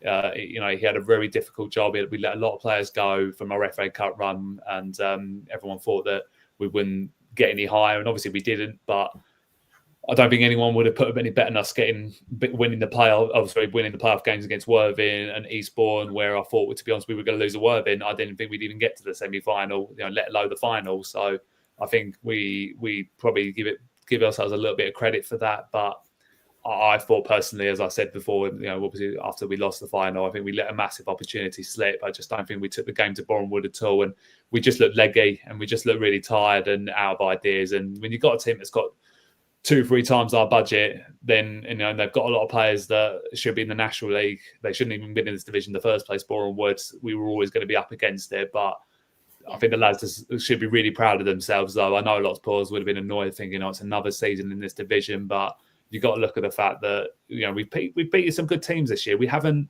we haven't fallen away against the top sides. Even beat Truro, not many sides would have gone their place and won, which we did. So the biggest problem is we've got to really rebuild this side again, and we've only got 3 players signed on at the moment, and we've just lost pretty much the core of our squad that got us to this stage of the season, getting to the final. So I don't how they rebuild this side. I couldn't tell you, to be honest. They need a goalkeeper for a start to work their way up. Need a goal scorer, and it's going to be hard to replace Aaron Blair's goals, because he's been not just his goals, his work rate off the ball. He creates loads of chances as well. He got his fair amount of assists as well. So we've got a tough summer ahead of us, to be honest, still. And in fact, the first pre-season game is in less than 4 weeks' time, and we just no sign of transfer activity. We're only losing players is a bit of a concern. So I'm hoping George's got the magic up his sleeve again to do it again, because we want to be a National League Cup again, but we just fell short, and ultimately we lost to the better team on the day. But overall, I think we can say it's been a fairly good season, but could have been better, put it that way. I'm gonna have a minute for this slide just to appreciate the manager. Right, Dorking Wanderers, 6th position they finished. Jen, I'm gonna come to you. Dorking, talk to us. How do you think their season went? I think they did really, really well, because if you look at it, they won 12 away, they won 12 at home. Like, they had very good form both home and away, and I think that's helped them in being where they are now. I feel like they should be a National League side. I feel like they shouldn't be down in the South Division. They are a National League side. I do like them very much as well. As you can see, 20 goals for a striker is what you want. So I do feel like they deserve to be a National League side, but it didn't work out for them. But then again, could they come back next season and just win the league and go up? Like, anything could happen. I definitely think I've got a bet on Dorking to go up next season for sure. Anybody else want to touch on that? Yeah. Oh, all of you. Just with what Jen said, and I absolutely agree with her that I think you could see Dorking going up, winning the league this season coming, especially because they're going to keep Alfie Rutherford, and he's not going to want to stay. Mark isn't going to want to stay in this division any longer than he needs to. So he's going to reinforce that squad, and he's going to bring in the players to make it a much better team. So yeah, I think next season you're going to see Dorking top and getting automatic, and then to make it even better, that's when we need him on here to celebrate the promotion. Yeah, I mean, it's a funny one, really, because I think they are probably the best footballing side in the league. I know Lee might think differently with Worthing, but certainly from what I saw last season, were one of the best, if not the best, footballing side. Mark was quite bullish at the start of last season, perhaps understandably so, given that he was able to retain what is still a pretty good squad for the level, added some really good players. And when you think they only finished 3 points off the top, and they gave everybody else a 3-month head start at the start, because they obviously had all those injuries. They were languishing in mid-table. And if they hadn't have had the start, they would have won the league. I know it's easy to say in hindsight, but I think if they can keep everybody fit from the start this time, then they will be difficult to beat. Albeit, you could probably say that about 8 or 9 teams in this league. So, yeah, I mean, Mark will be confident that they can go and do it, and rightly so. There's 2 factors for me that stands in the way, I think, of Dorking getting promotion out of this league at this moment in time. It's an aging squad and the pitch. The squad, and both of them actually come into both really into play, to be honest, because a lot of their more experienced players seem to have problems with the pitch. And I know Mark's been publicly, said about it. I think how many people have done their ACLs in it in the last few years. I think it's like 5-6 players have done it, and it always seems to be more like sorts of the aging players. And they've got the likes of Tony Craig, who's been bought the t-shirt again. Can he consistently do it for another year at this level with the competition that's coming in? I think what they've always done a lot, done really well, and what Mark's always done really well is he's always kept a good core of players every year. Some of those players have been there for like 6-7 years. I mean, McShane's one of them. He's been there since they were, Ryman Saturday. He's been there for nearly a decade now. And that for him, like Dorking is probably his second home, isn't it? So, that's always been what's always got them to where they have done, is because they've got players they know they can rely on, they know their game inside out, and they know the way that Mark wants to play. And the likes of Rutherford, Jason Pryor. They've scored plenty of goals between them over the last 3-4 years consistently. You know, their goal scoring record has been phenomenal. And again, they've got another 89 goals to add to that, you know, this year. Obviously not between us, just the two of them. But I think they're probably looking, and like Joe said, I think they'll be regretting that first 2 or 3 months of the season, because when they got into their run, they went on a really good run, and they were, you know, just nothing was seen to be stopping them. And again, I think they look at it again like a lot of those sides, because obviously now we're into the stage where teams, you know, were so tightly nicked that a couple of results could have been the difference of them winning the league, and you turn, I think, a couple of those draws maybe at home into wins, and I think they win this division. And I think that's what's maybe just hasn't got them over the line, because losses, I think 8 losses isn't too bad in the division, but I think you drop in, like I say, 14 games, we draw into 14 games. It's not great for a side that needs to win a league, but they know that, you know, for coming back into this division, I think they've done well, but I think the ultimate aim now for them is to get automatic promotion next year, and obviously they'll be one of those sides that everyone expects to be challenging again for that title.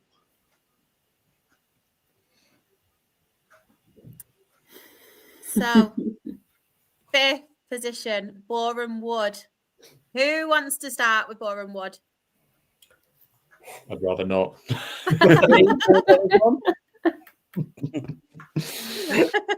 Like one of you two guys. I mean, what can you say about Boreham Wood? I know Ben's probably got things he wants to say about Boreham Wood. Don't do it, Ben. Yeah, I mean, just it was a great season for them. They got promoted, and I mean, Luke coming in, and he had sort of unfinished business. Yeah. And I mean, you know, look what he done. He got him promoted. A great striker, 24 goals, a great home record and away record. So yeah, I mean, hats off to Boreham Wood. They knew what they, you know, got into the playoffs, knew what they had to do, set a plan, did it, and an impressive game against Dorking as well. I mean, when they were 3-1 down? Yeah. And I looked at us, well, they're not going to come back from that. They're not going to Dorking through. They're not going to win this. And then they come back and they Boreham would win.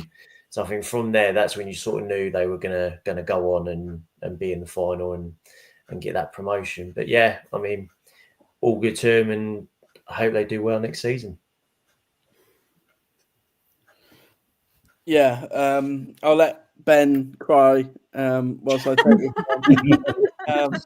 Yeah, I mean, obviously my team lost as well in the playoffs to Bournemouth, and they're the one team probably in there that I didn't want Torquay to face, and I think most Torquay fans were that opinion that Bournemouth, bit like Oldham in the National League, Bournemouth have just got that experience. They know how to win. They've got a manager that knows how to be successful. And it was a bit of a weird season, really, because they played sort of 30-odd games or 35 games playing one brand of football. And then after a pretty heavy defeat, I think it could have actually been against Chippenham, that Ben mentioned earlier, that Luke Garrard pretty much ripped their approach up, started again, changed the system, and for the last sort of 10 games played a completely different style of football, and ultimately managed to win promotion. So yeah, I mean, credit to Boreham Wood. Obviously they tried something a little bit different in the summer in Ross Jenkins, who had been promoted from the level before, but Luke Garrard, as you say, he had unfinished business, and if there's a man to be successful with Boreham Wood, then it's Luke Garrard. I think ironically they changed their shape after they lost to us 4-0, which was actually their last defeat. Yeah. 8-game winning streak, and they clearly knew that something wasn't right. And I think there was a lot of talk that the owner wasn't happy at all. They needed to change something. And I think in hindsight, probably easy to say, but I think if Ross Jenkins was in charge still throughout the season, I don't think they would have gone up. I think they needed someone that, knew the club inside out. And I think they probably maybe regretted the fact that Luke Garrard probably left and didn't do more to try and keep hold of him. And I think you have got to give him his dues because he's in a huge pressure job there. I think with the budget they've got and the amount of money they would have lost from not going up would have been disastrous for them because they must, their wage bill must be through the roof for some of those players that they've got amongst the ranks. But then again, it's not just about the wage bill; it's about how you play and how you apply yourself. And he got a squad of players that played for each other and were very hard to beat. And the final showed exactly what sort of team they were. To be honest, they just made it difficult for us. They just did the dark arts of football, which you would have expected. And I think when you go for 82 minutes in that quarter final against Dorking, where they're 3-1 down and expect they're not coming back from this. But I think as soon as they scored that second goal, I thought they're going to get another one here, and they did. And I think that was clearly the catalyst for where they got to. They dug in really hard, at Torquay for a scrappy 1-0 win. And obviously the same again against us. And defensively is why they've been so successful over the years.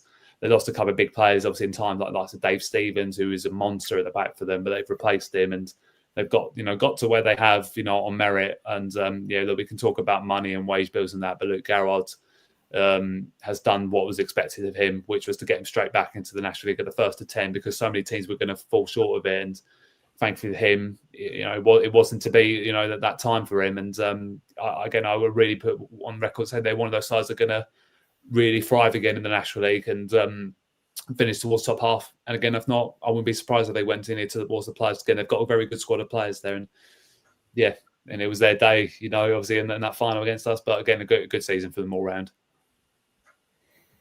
Can we appreciate for a Wakeit as well, please? I know, I love it. Absolutely love it. Like, I need it. Although the worst thing worry about that case is when you get battered 4-0, I'm going to hold that one. Just when the Bournemouth fans are coming in now saying oh, salty. I'll burn you over again. Fourth position, we did have Worthing. I'm going to come to you first, Jen, because obviously you did see Worthing this season. Obviously, we've got Morecambe in the cup. What were your thoughts on Worthing? I thought they were a really, really good side. And once we played them in the FA Cup, I thought, you know what, they're probably going to do really well in the league this season.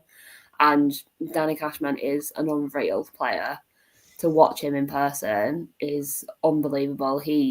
Even though he only scored 16 goals, he works his ass off on that pitch. Like, there's no if or what about it. So, for me, and Worthing deserved to be where they were. When I saw him in the FA Cup, I thought, it's just National League South. We'll get past them. We're a League Two side. It's not going to be that difficult. But they really pushed us to the end to get the result, to get through. So as soon as I watched them, I thought, you know what, they're going to do really, really well this season. Anybody but Lee, speak up.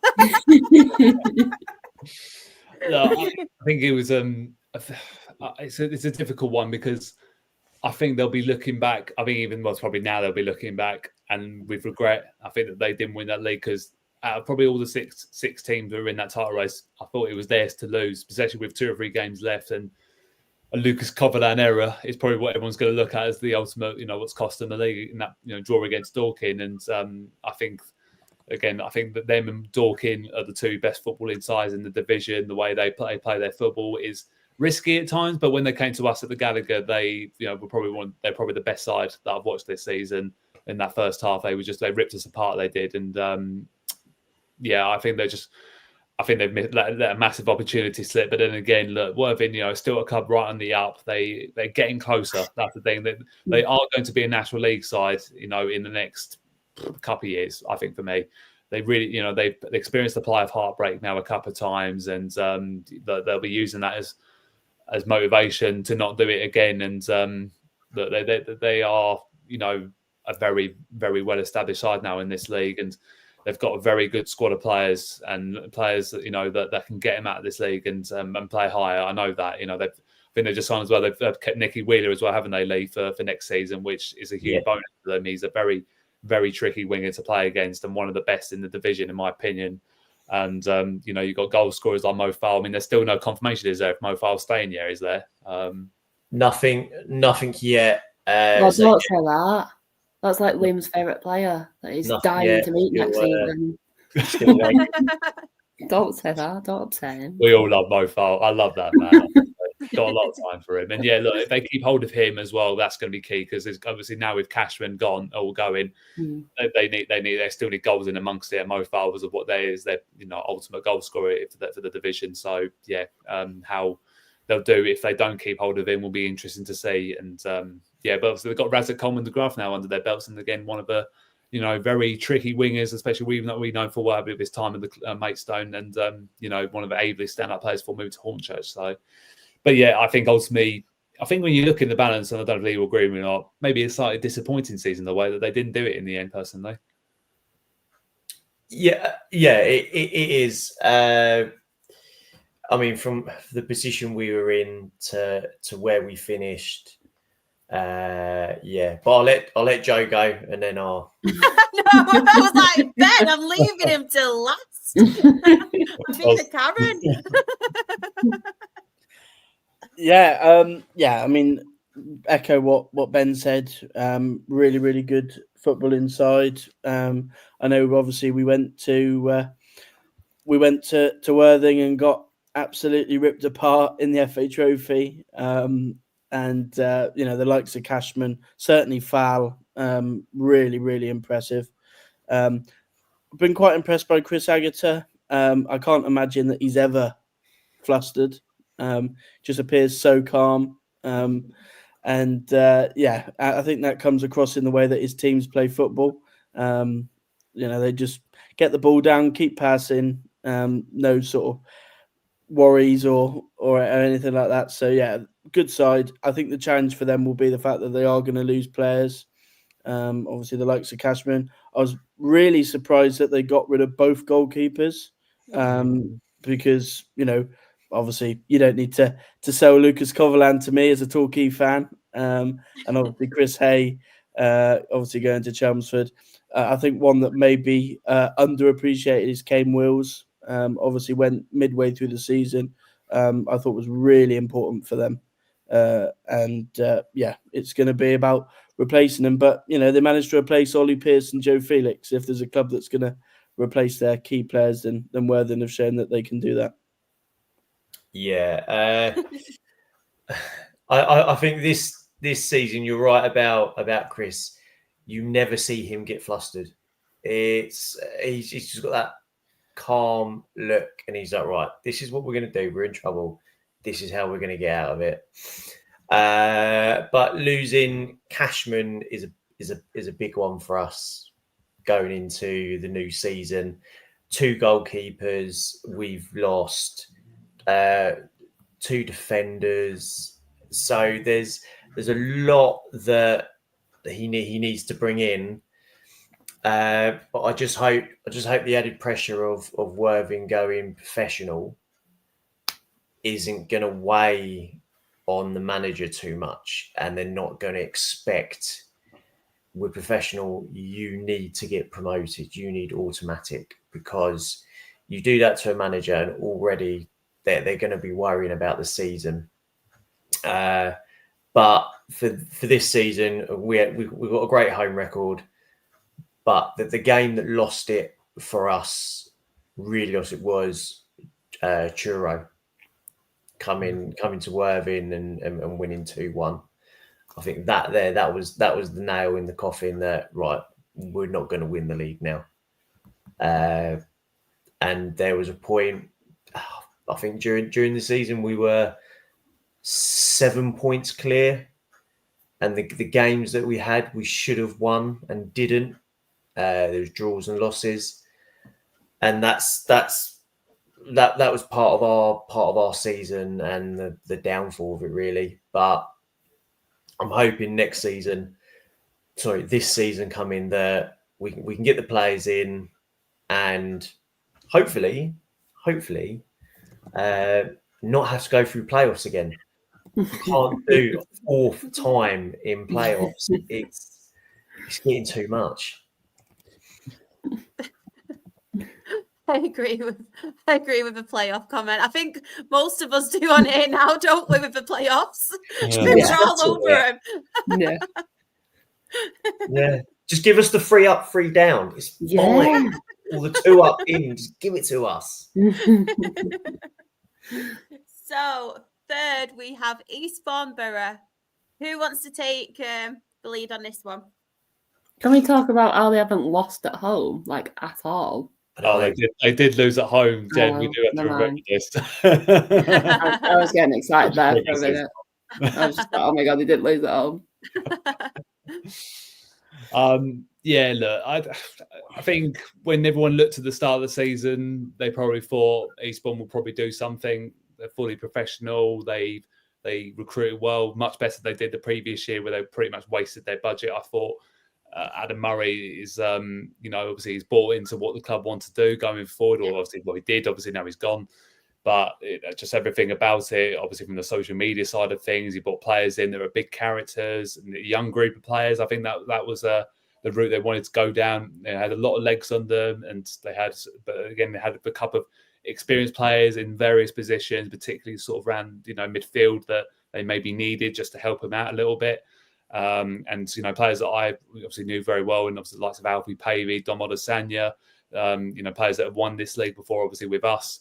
So they wanted to see if they could replicate it. And then George Alexander, a player that's scoring 24 goals again in this league, it's a great return for him. And I think, as I found in the playoffs, that I think the big what helped in hand for us for getting to the final was the fact that Worthing didn't have Cashman, for a long period, and again same with Eastbourne, didn't have Alexander for a long period. And I think had they maybe started those games, we maybe wouldn't have won it, because he is that big of a player for them. And he just makes clever runs in behind the fences, and the wingers as well are very tricky to play against as well. You don't give them a stiff, you let them cut on the outside, they'll get low balls across the box and they cause problems. They do, Eastbourne. But I think where they've come from, I think they'll be pleased with the season they've had. I know though they're going to look at it and thinking that they probably had a lot of money go down the drain from it, but there was going to be about 5 clubs that had the same view of it as well. And I think they are definitely heading in the right direction now. And having new manager come in as well, has helped, and someone that has done it at a much higher level. Obviously, Matt Gray with Sutton, so I'd expect it to be challenging again next year for sure. And but again, like I say, I know obviously they lost to us in the playoffs, but their home record can't be frowned upon. The only side to finish unbeaten at home in the division is a great achievement for them, and they've got to use that as motivation to do again next year and just cut a few of those losses away from home, because that could have been the difference for them getting promoted. Right. Second, do you know what? I'm going to be nice now. Joe, talk about Torquay. Yeah. I think most people, I wouldn't say overestimated where we should be. I think most people thought we'd go and win the league. I think for us, it was just about, consolidating, building after a really tough season last year. Almost didn't have a club to speak about. So the fact that we're, even got into the playoffs, I think Paul Watton's done a fantastic job. Came in, only had one player available to him, and then that one player went and got banned and couldn't play all season. So he's had to bring in nearly 30-odd players, start from scratch, and to lose out by goal difference, is disappointing, but I think we can be really proud of the season that we've had. I certainly feel that we overachieved. I think people will perhaps feel that we should have been getting promoted, but I think given that we've got a really young squad, yes, we brought in some good players, but given the attendances that we had, and the backing that we had, that we obviously were able to attract those sorts of players. But for what we had on day one of the season to what we finished up as to do what we did, I think we can be quite pleased. And obviously next season it's about going one better and trying to win the league. Yeah, I think I could vouch for that, actually. I think Torquay, when you look at the start of the season, it was just a case of no one really knew what to expect from them, because like I say, with the season they had beforehand. And I think now they've obviously come in, brand new ideas, new ownership, new manager, brand new squad. It was always going to take time for them to bed in. And I think I can probably agree actually with Joe. I think even though a lot of people look and say, look, Torquay probably arguably are the biggest club in this division, they they just fell up short. And I think that's the thing. I don't think they've done much wrong this year, to be honest. I think they had a difficult spell. I remember they went out the FA Cup fairly early on to Bishop's Cleeve, and obviously a lot of questions was asked of the team at the time and management, and there's always going to be after a defeat like that. But they came back, and they obviously had a bit of frustrating time with draws and a few wins, and second half of the season though they really stepped it up and showed what they're about, and that's what happens when you give time for squads to bed in, and having your likes of your Cody Cooks and that about who knows this level inside out with his time at Bath City. He's a very physical player to play against, and he creates a lot of chances, and I think Paul Wootton, he's in a high pressure job, at Torquay, because soon as I found, the previous year with Gary Johnson is, when things start going wrong at Torquay, the crowd very much get on their back very quickly, and that's what happened to Maidstone as well. When you have the bigger crowds and the biggest supporters, you hear those supporters more, and it puts more pressure on the players. But I think they handled it really well. I think in the end, Torquay. Again, probably a bit like maybe what we felt in the playoff final. Maybe felt like they didn't take the game enough to Bournemouth. Obviously, I watched the semi-final, and they maybe would have had a little bit of regret about it, thinking that maybe they should have done this and what if, and leaving it maybe to the last 20 minutes to really have a go at it maybe would have disappointed them. But I think for where they are, and where they've come from, I think they'll be certainly pleased with the progress they're making. But they can't be a side that gets stuck in this division for the next 4 or 5 years. I think they really have to go for it next year. I know there's going to be a lot of clubs with that same sort of ambition, but I think for where Torquay needs to be as a club, we were only talking 4 years ago that they were a couple of penalty kicks away from getting back into the Football League, and they've ended up at a low point for them being at National League South, and they need to find a way back, and which I'm sure Paul Wootton would do. Very good manager, I like him, and I think if they get the recruitment right, they'll be in and around challenging for that title again for sure.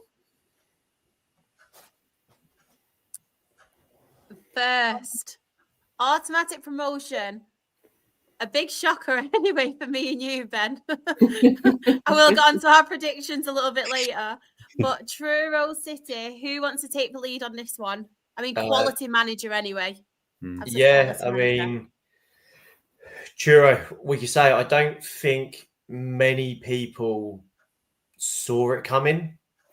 They were sort of that team at through the whole season, really, that they weren't talked about, and they sort of went under the radar. And they're the teams you've got to look out for, are the ones that aren't talked about, because they will come out of nowhere. And they proved it this season. I mean, just look at that, 28 goals for your top goal scorer. To get that in this division, if you're not getting promoted or playoffs, then there's something else wrong with the club. But Truro, out of nowhere, like I said, when they beat Worthing, that was the game that got them promoted. That's where you saw them then going on to win the league. So yeah, just all I say is what a season for Truro, and what a time for their fans. Yeah, I mean, I think what we saw in the end was that little bit of experience of knowing how to get over the line and winning a league. The likes of, we talked about all of our teams, Torquay, Worthing, Maidstone. We've all had opportunities in and around the top spots to win the league, but the only one that actually took that chance was a manager that has won league titles before, in John Askey. And obviously, when you've got a player like Tyler Harvey, it helps. Obviously, a little bit disappointing, obviously, that Paul Wootton left Truro and they suddenly then go and win the league. But yeah, for what obviously the fact that they were back at home, obviously they were having to go to the likes of Gloucester and that last year to play their games, which was not ideal. But yeah, for the job that John Askey's done to elevate the group to the level they have without really adding a great deal. Obviously, they added one or two players, the likes of Cabia and Oxlade-Chamberlain, probably the two notable ones that have had really good seasons. But to basically take a team that just about stayed up last season to then go in and win the league, it is credit to John Askey. And I will get the point in that Paul Watton left him with a really good squad. Credit to Truro. And there's going to be some long away trips for the National League teams. Morecambe away on a Tuesday night for them. You better not be a Tuesday night because I want to go, and I can't go on a Tuesday night. So It'll be Dale. We'll get them on a Tuesday night. Swear to God, if it's Tuesday night, I'm going to full whip. Ben, have you got anything you want to add about Truro? Look, it's an unbelievable achievement for what they've done. Like John Askey, so we'll come to the prediction of how embarrassing it looks for you and me, Shah. Like no one could have. I'll get them up now. Bear with me. No. Bear with me. This will be fun. 1 minute. Right, are we ready? Yeah, go for it.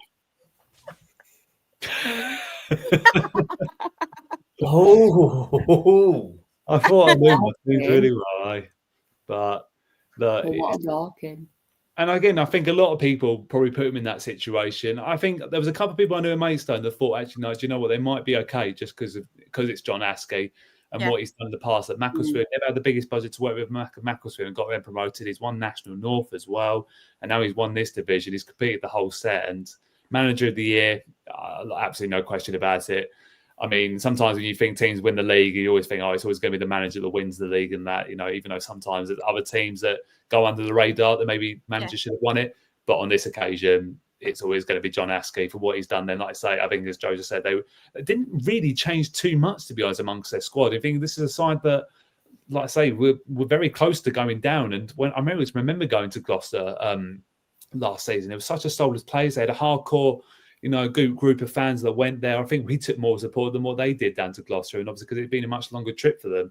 And you almost thought like it's light at the end of the tunnel almost for Truro, but obviously getting the new homes, obviously giving them a new, lease of life, and the interest has just got better and better for them. They've had consistent crowds over the season as well, which has helped them.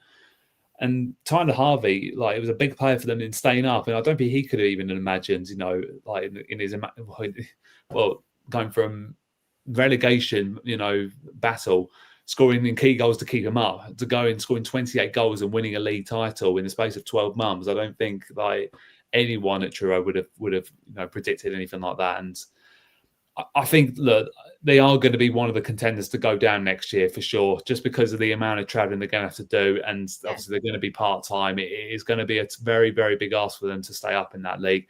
And if they do, John Askey, if he hasn't already, deserves the freedom of the city, to be honest. And because what he's done there now, he's created history for that club. And even if it's just for one season, knowing they're going to be in a higher division than their local rivals, Torquay United. I'm sorry to say that, Joe, but it's just they won't probably ever get this opportunity again. So they're going to make the most out of it. And if they don't, they're going to be like an Oxford City, and their job will be to enjoy the big days out of going to Morecambe's and Rochdale's and Carlisle's as well, even though it's long old journeys for them, but that's what they're in the league for. And, I hope they stay up personally. I'd love to see them stay up in the division, but it is going to be a very big ask for them. But again, I think we said before, congratulations to Truro. They were the best side in the division, and it's just about got themselves over the line, which was the difference.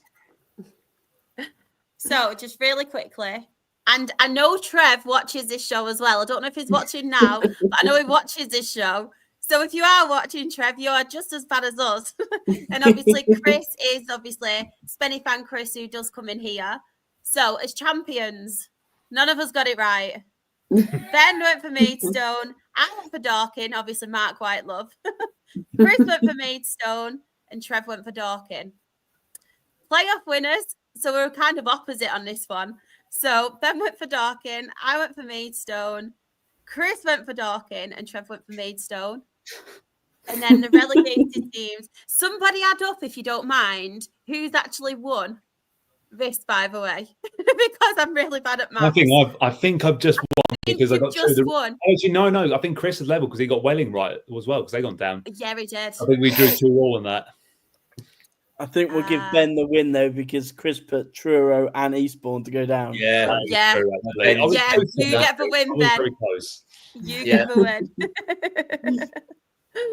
So it weren't the best predictions, was it? I can't wait to see the rest of them, to be fair, because we did them for every league. So I'm actually quite embarrassed on that one. All I'm going to say is good luck trying to predict next season's one because I still can't call it. So, like I said, 9-10 teams could win that league next year and get promoted. And I don't think I'm going to. I think I'm going to be losing sleep over it, coming up with my names for it, especially with the relegated teams as well. Oh, it's just arrived. It's arrived now. For timing. It's I'm quite surprised I've done that well, as I don't know the South that well. Yeah, you did do well, to be fair, Chris. I'll give you that one. But yeah, that is the end of the National League South season review. I just wanted to say as well, thank you so much. The numbers have been really, really good tonight. Really appreciate your support, obviously, considering this was a brand new show. But yeah, collaboration with NL Full-Time, as always, on this podcast. So thank you so much for giving up your time, Joe. Do you want to tell everybody the socials for the podcast and all your work as well, which is obviously amazing?